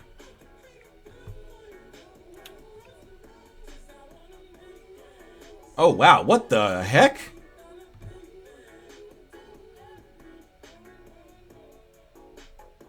What? What is this? What is this? The Kabbalah Tree of Life altar plate for personal gnosis and spiritual development. Holy crap. This is interesting. The Tree of Life is central to the teachings of Kabbalah. The Sephirot, which are the nodes on the tree, depict the divine process of emanation, creation, and action that form the structure of the material and the supernal universe. This beautiful rendition of the Tree of Life shows the seals of the archangels associated with each Sephirah. Each of the Sephirot are also labeled with their names in English and Hebrew, the appropriate names of God, and the biblical patriarch, wow, that will work with you on the aspects of life related to that Sephirah. This tool is designed to assist you in your personal spiritual development, deepen your connection with the divine, and provide you with a resource that puts all the information you need in the moment at your fingertips. But remember, this is just a tool. You are the magic, blah, blah. Okay. This is interesting. And it doesn't claim to, like, show you God or, you know, put you in touch with, you know, the higher angels or blah, blah, blah. It's just a tool for, I guess, like meditation, maybe path working, stuff like that. This is really interesting. This is really cool.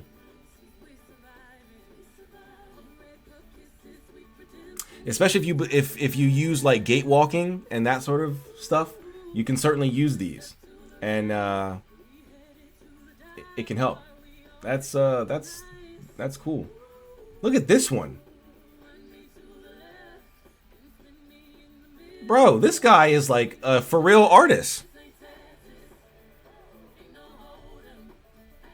It comes with a free pack of Archangel sigils. So what is this? This is an attunement thing. Attunement altar plate. Create your own attunements. Interesting.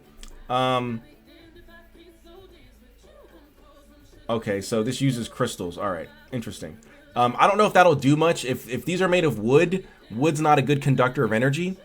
So I don't know if this will do much outside of maybe something similar to what the other device did.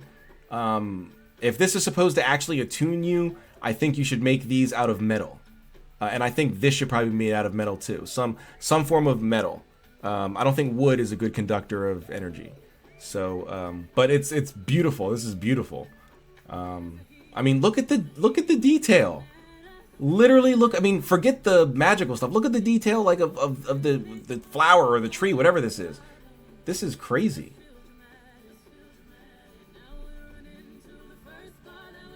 This is wild. I'm noticing that stuff in America costs a lot. Yeah, I mean, if it's something like this where someone took time and, you know, away from their family, away from their day job if they had it, away from time that they could have been doing things that they actually enjoy to make something for someone else to enjoy, should they not be compensated for it? I mean, you just want them to get paid for the cost of the materials? That's a little I don't know. This is wild. What is this? The Shem? Or is this the Zodiac? What is this? The Shem?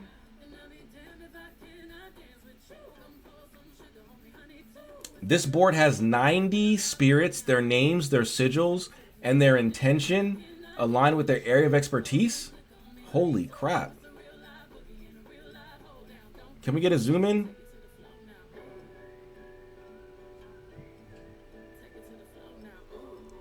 Help me invent and design like a genius.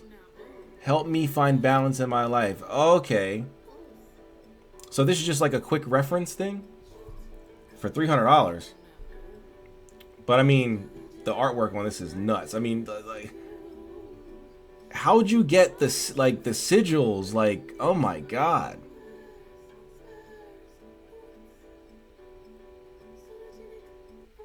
Oh, okay. He based it off of this. Okay. That's intense.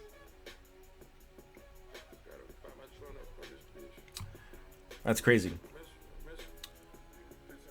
Like, the books were even more expensive than in the UK. Really? I didn't know that. Great art ain't cheap, and cheap art ain't good. That's true. Hokma. You're in Doth now, baby. I want to get into laser engraving to make these kinds of tools. Yeah, I wish I had like the patience and the creative expertise to be able to do like wood burning or Dremel or whatever you want to call it. Humans are so creative. I love it. I know it's pretty cool. It's pretty cool. It's beautiful. It's very beautiful. This guy does some good work. Worth it. Yeah. I mean, as long as it doesn't make any crazy claims, like you're selling people a scam, like the first one we saw, the Kabbalah one, I like that description because it was like, this is just a tool. It's just to help you, connect to these energies in like a more meditative level. But then he has others like this one, where it's like, choose the spirit you want to work with individually or just call them and trust that they'll all be working for your benefit. Simply place a written intention in the middle, put a candle on it, and follow the instructions with the board, and bam, you're in business. Like, it actually says that verbatim right here. I just read this. Like, but the art is fantastic. I just don't know if, especially being made on wood, if you're going to make any connection with just the tool alone. You would need hey, let's get it, bro. You'd have to get into an altered state of consciousness and all that other stuff. But these are beautiful. I'm not gonna, I mean, look at this. Look at the intricateness of this. This is crazy. Like, look, these little crosses. Like, I mean, you know how long this takes? Like, craziness. Oh no, they fully enjoy this if they made it with that much thought. Trust me. As an artist myself, I'll go miles for the details. That's a dedication. Ha. Huh? Oh, okay. Well, then still, I mean, you should be paid for that then. Like, you should definitely be paid and compensated for, this type of art. Yeah. I'm loving this one.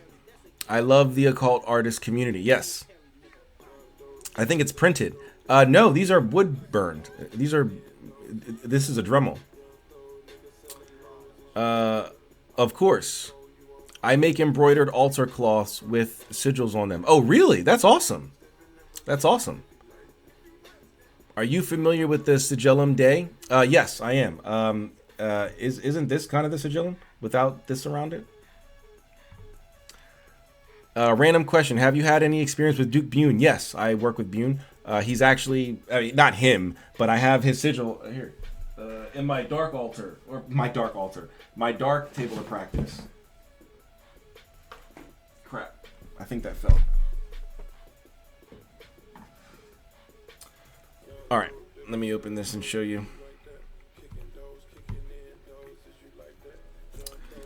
All right. So I have a bunch of sigils in here, as you can see. And here's Bune right here. So this is the front of the sigil. As you can see, it's burned up. I have to burn Bune a lot. He has to go through the conjuration of the fire a lot. He doesn't like to listen a lot, so he's got to get punished a lot. And then on the back is the sigil of Bune. I don't know how well, because it's on metal. I don't know how well you can. obviously you can see there's a design there, but I don't know how well you can make out what the design is.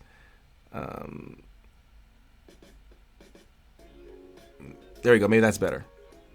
Let me turn it to the side so it looks like Bune sigil. All right, and this is on metal. It's not plastic or wood or anything. I can't bend it or break it. It's metal. And then I have another metal one.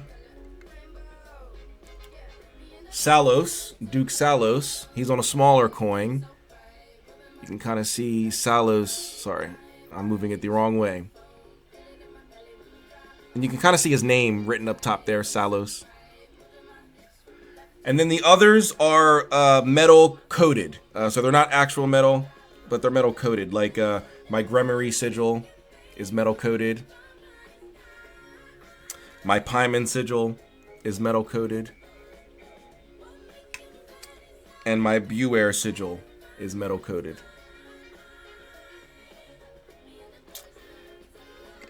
Those are really the only demons that I work with these days. As I said earlier, most of my magical practice from spirit contact is my ancestors. So.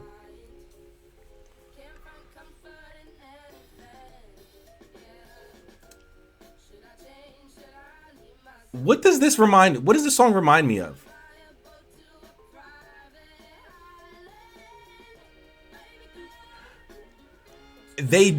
She's doing like not right now, but earlier it sounded like she was like in the same like harmony melody of like Waterfalls by a TLC, the Don't Go Chasing Waterfalls. That's what it sounds like.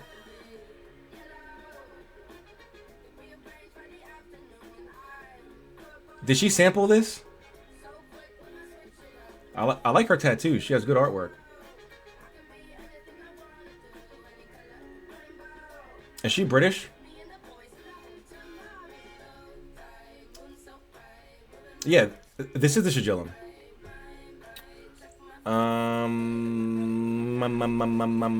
That's beautiful. Yes, it's very beautiful. Do you make any videos related to this on YouTube? So I do have a YouTube and I do upload videos to YouTube. I don't make videos specifically for YouTube. Most of my content is made specifically for TikTok.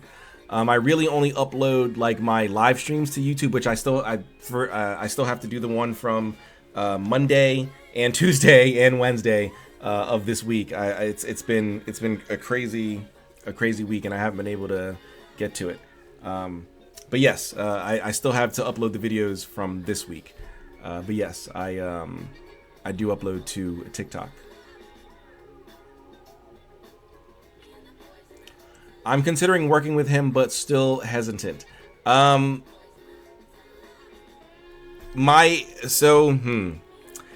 advice to you is to do as much research as you can on Bune.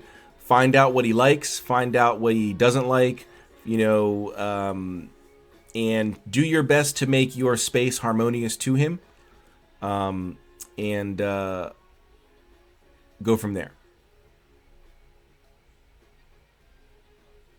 For me, he asked me for rum, and I use Bacardi Gold, but whatever he asked for you is whatever.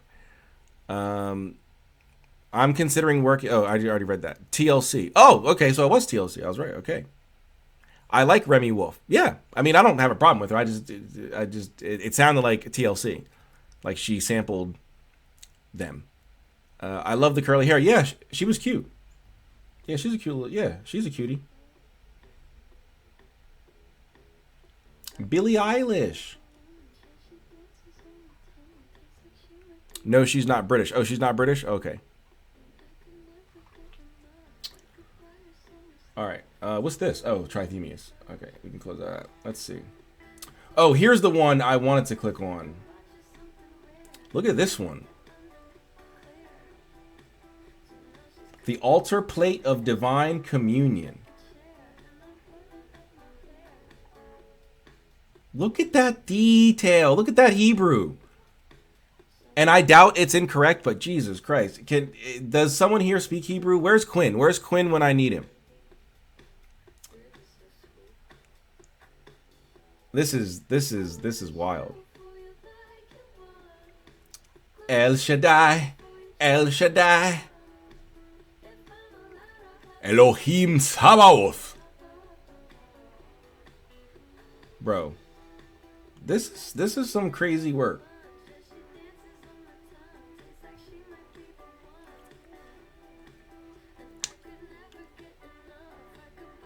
It says, use it to call down a column of divine light to consecrate items placed upon it. With the planchette, you can use it like a talking board. Place your hands on it, listen and channel divine messages from angels, saints, ascended masters, deities, daemons, anything. Place your hands on it, speak with a pure heart. All right, you should just sell this as art. Like, you don't got to add all this extra stuff. You can just sell it as art. It's beautiful as is. This is like...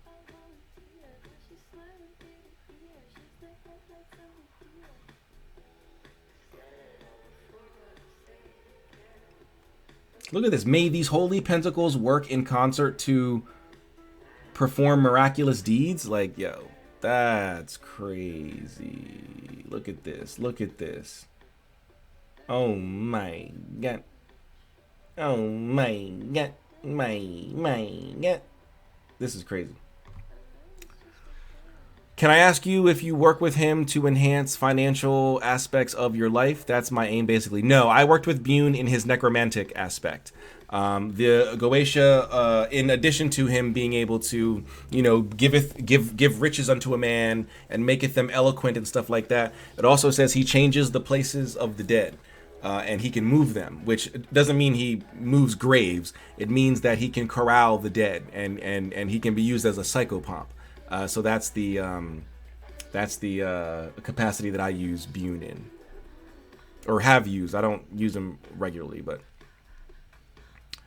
I'm just learning Hebrew now because of my HGA. Oh, really? Wow. What resources are you using to learn? Are you using like Etsy and stuff like that? Or are you like learning from like a native speaker? Or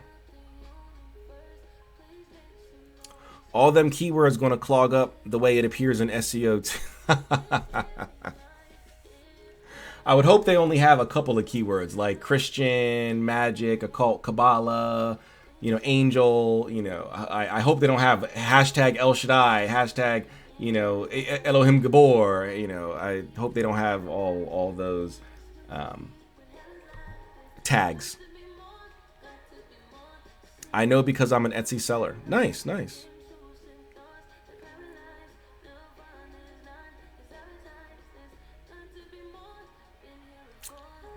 Got Google at the moment. I don't have any fancy books on Kabbalah yet outside of the tarot. Oh, okay. No worries. Well, if you want any, I have a couple on Kabbalah that I can send to you in the Discord if you want. All right, this guy makes good art, but let's move on because oh, okay, that's all he has. All right, so it's just that. I mean, I say just that as if it's not a lot of stuff that's beautifully done. But, oh wait, this says he has 249. What else? Where's the rest of the stuff? Oh, sigils and stuff. Oh, wow. Yeah, he does have a lot of stuff. He makes phylacteries? Oh, wow. He does them in it seems to be in the Greek magical papyri way.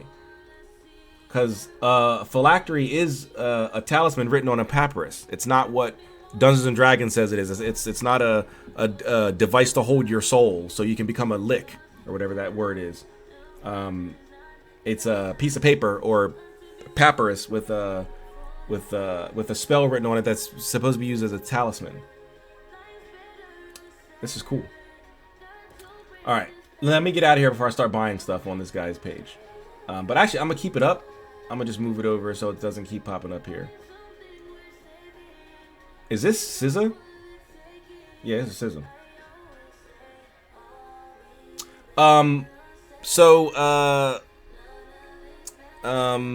Armen, I think it was Armen. Earlier you were asking about my table of practice, like what it's used for. This is exactly how my setup looks, right? So it'll be a table of practice, and then it'll be a scrying device on top. So just like this, where I put it on the stand and then I put my scrying device on top of the stand and begin. So this is exactly the way the setup that I couldn't show you because I would have had to hold it all up under the camera. Didn't we already listen to this? Maybe I'm tripping. Did y'all see the video where Kai tried to get with Tyler? I mean, I don't blame him. She's gorgeous, but anyway, yeah.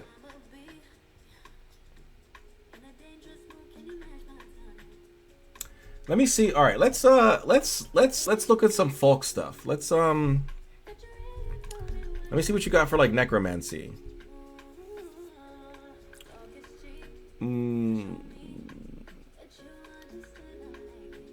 If you're willing to message them to me, of course, please. I've watched a couple people on YouTube. Yeah, I will send them to you. No problem.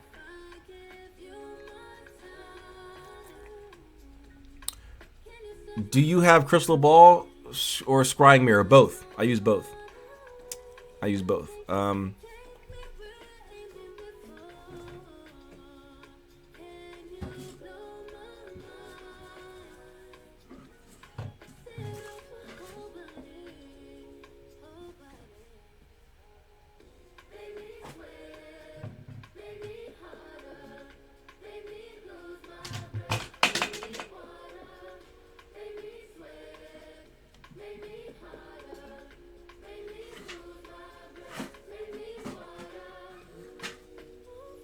Okay. So I couldn't find my mirror at first. So this is my scrying mirror, my dark mirror here. You can see it's just a black mirror. You can see the reflection of the computer screens, all that, both screens. So this is my scrying mirror. And let's put this right here, I guess, right now. And what time is it? I gotta leave to go get dinner soon. Okay. And then this is my crystal sphere. This is the base, and you can see the glass sphere up here. I don't want to touch it because I don't want to leave stains, fingerprints on it. But yeah. So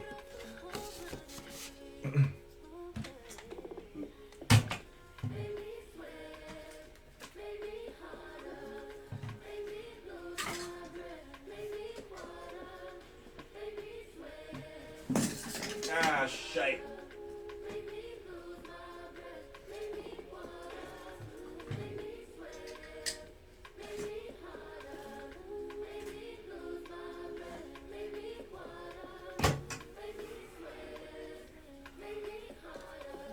Sorry. Yeah. Can you share what leads you to practice necromancy? I'm still a baby practitioner. So working with the dead is a very beneficial practice because number one, the dead are the closest to us in maybe not proximity, but in terms of like hierarchy, because they are us, right? They are human.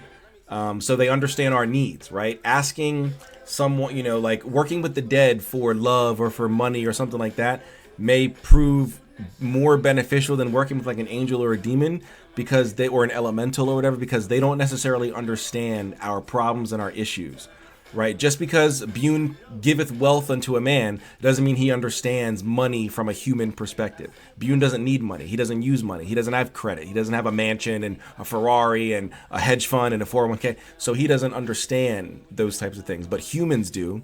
So working with the dead can be beneficial in the sense of they understand our needs more so than other spirits. Also, they tend to work really quickly, especially for like curses, healing, stuff like that. They work very, very quickly. The dead are beneficial when it comes to your family line because your ancestors want nothing but to assist you, want nothing but to help you, and really don't need much convincing or coaxing. It sounds like my speakers are on my phone. Like I hear other. Oh, that's a bird chirping. Sorry, I thought that's a bird chirping outside. I thought it was like sounds coming out of my like phone speakers. I was like, what? Anyway, sorry. Your ancestors want nothing but to assist you, want nothing but to help you, and they don't really need much coaxing or convincing outside of maybe some of the problematic ones, which you don't even have to work with. You can just elevate them and get them out of here. But yeah, working with the dead can be very beneficial. Did you make it? No. The only tool I've ever made on my own is that 12-foot table of practice, 12-foot Goetia circle. That's the only one I've ever made. I'm not an artist at all.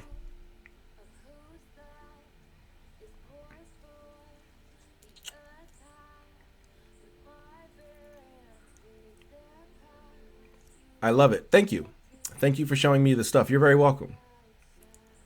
I love my ancestors so much. Me too. They're very, very, very beneficial to my life, my practice. What? Powerful necromancy spell pages? No. What is this? What is this? Dream summons to the beyond. Create an infusion by pouring boiling water. Yoruba Santa. Let's see. Do you wish to dine with Dr. D, Madame Blavatsky, and Mamselle Marie Mamselle? You mean Mademoiselle? Invite them. Perhaps you'd rather share a meal with your late great-grandmother. Invite her too. Dumb suppers are ritual. Okay. This looks like something that you can get on like Etsy. I mean, sorry, not Etsy. We're on Etsy right now. On what's that? Pinterest.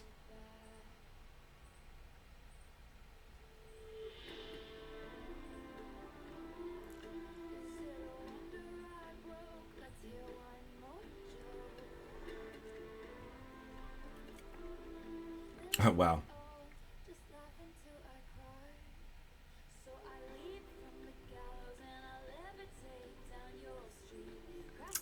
All right, interesting.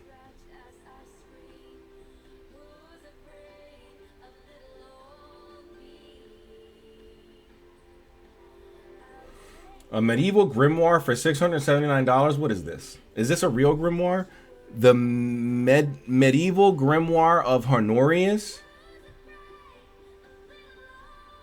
This can't be the real grimoire Pope Honorius. The Handbook of Honorius the Magus, a medieval grimoire? What? Who published this? What is this?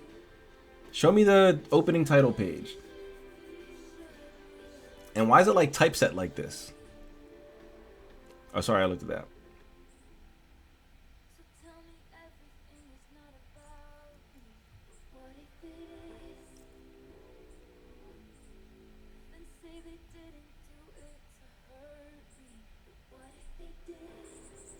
So, no need to spend $629. You can get the Grimoire of Pope Honorius on Amazon.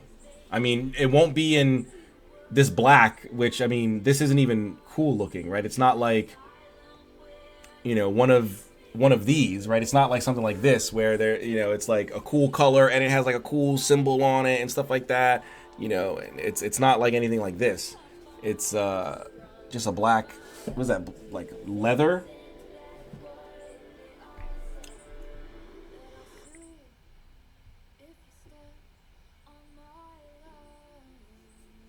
The only modern English version of this ancient text. Yeah, that's not true. If this is one of the Honorius texts, because he has 3, yeah, you can just get these on Amazon.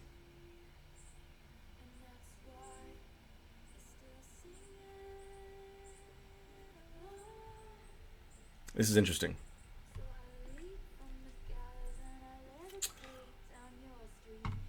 Let's see. Talk to the Dead spell for $200. Wow. Let's see. Necromancy, blah, blah, blah. My approach has proven to guarantee results, but I'm only doing this to empower light workers and those with good intentions. Okay, so I'm a 7th generation Siberian energy worker. How does that mean you know how to talk to the dead?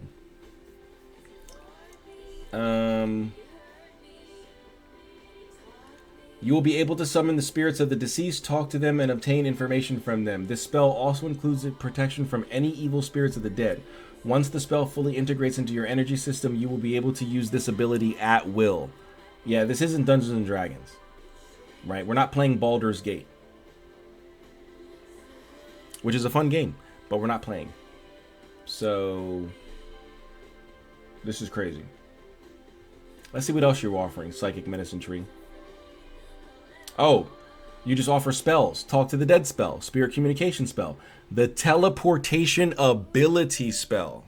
Wow.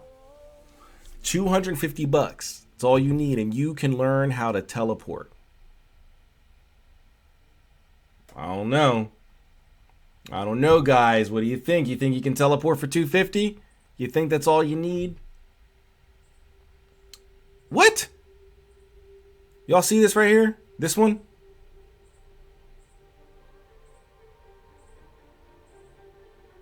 No way. No way this is allowed. I'm afraid to click on this and look at the comments.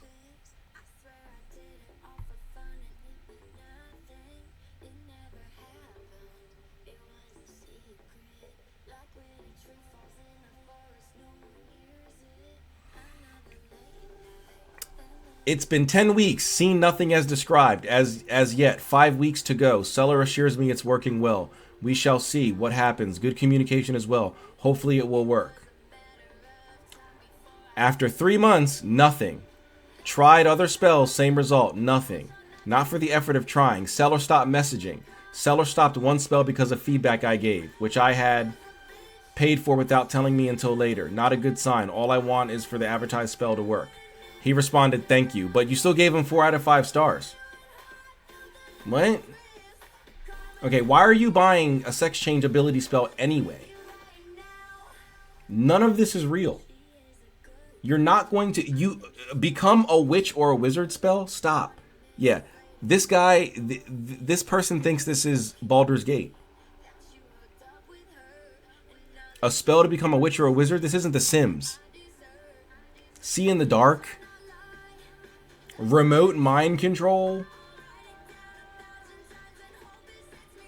Power copy? Come on, man. Time manipulation. One wish every week. For 500 bucks, you can you can become a genie.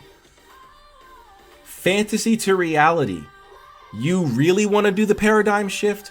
You really want a quantum shift? Here it is. Or quantum jumping or quantum leaping or whatever they call it. Here you go. Are you old? Are you old and you want to be young? You want to be young? Reverse aging spell. What the hell is this? People really buy this? Does it tell me like how many sales? They've had 910 sales. Does it tell me when they started? Like when they started, like when they opened shop? Because if it's 910 sales in, over 10 years, that's not that great. But if it's been like over the last year or something like that, that's crazy. X-ray vision, stop. Stop it. Eternal youth. Awaken pyrokinesis. No. Super hearing. Can turn on your spider senses. Win the lottery. So I can be a multi-millionaire tomorrow for only 250 bucks. But the genie granting thing costs $500. Stop. Stop. This is crazy, guys. This is insane. What time is it? All right, I'll be on here for a few more minutes, guys.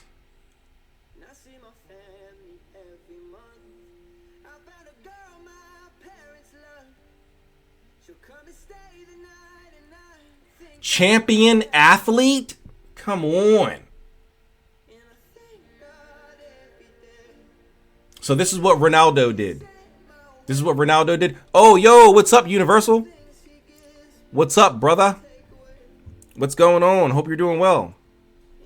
Hope you're doing well, man. I was actually waiting for you to come on earlier so we could compare Kabbalah and Hermetic text. Oh, yeah, sorry, man. I usually don't go live during the day. I usually only go live at night. But I figure why not hang out with the people a little bit today before I hop off here, go get some dinner. These are the people taking space from us actual artists, and it's so annoying. Yeah, and what's crazy is that people believe this stuff. Like, all right, let's see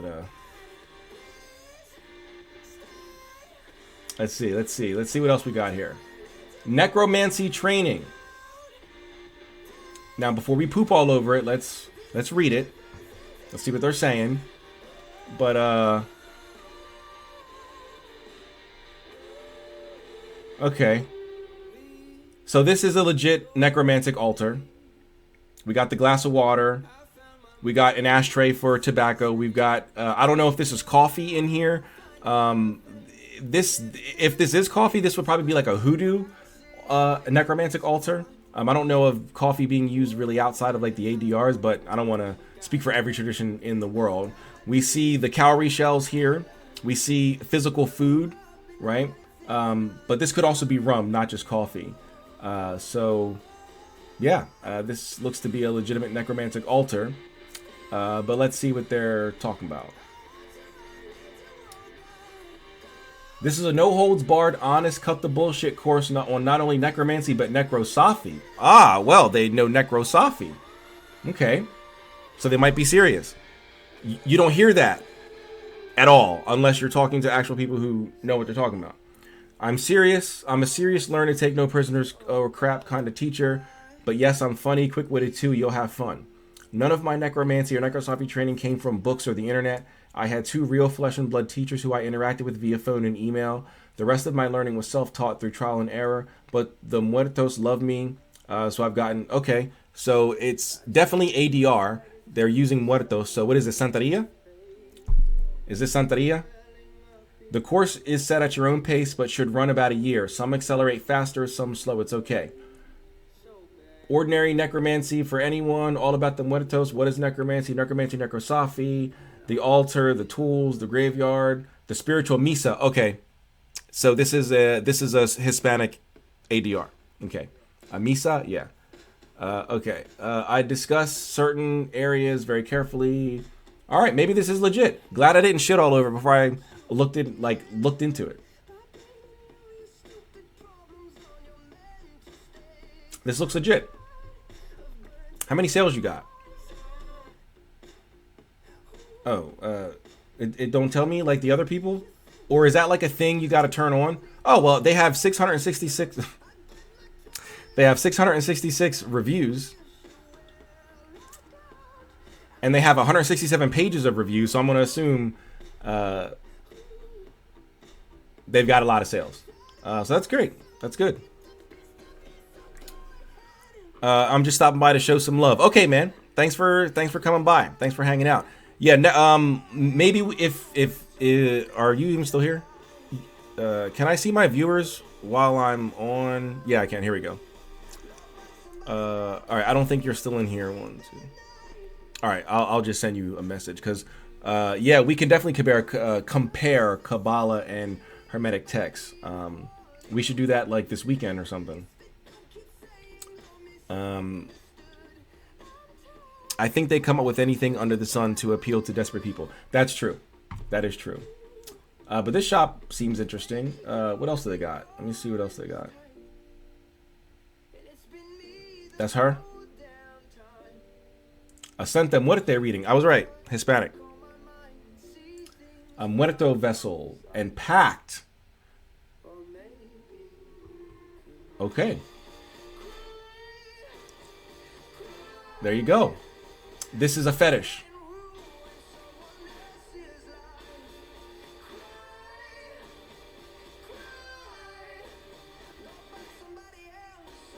Okay.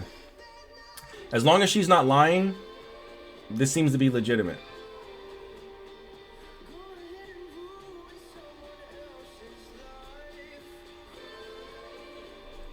Okay. I am here. If you're asking for me. Oh, not me.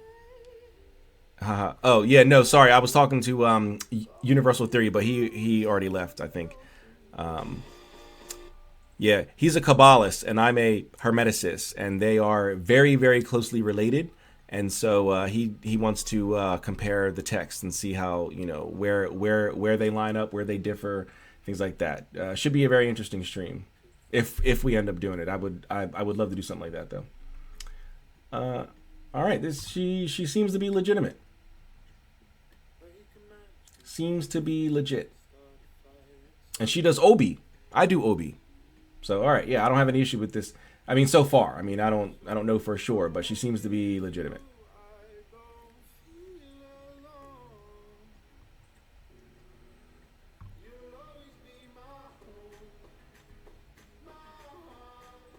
Yeah, I think she's in Santeria.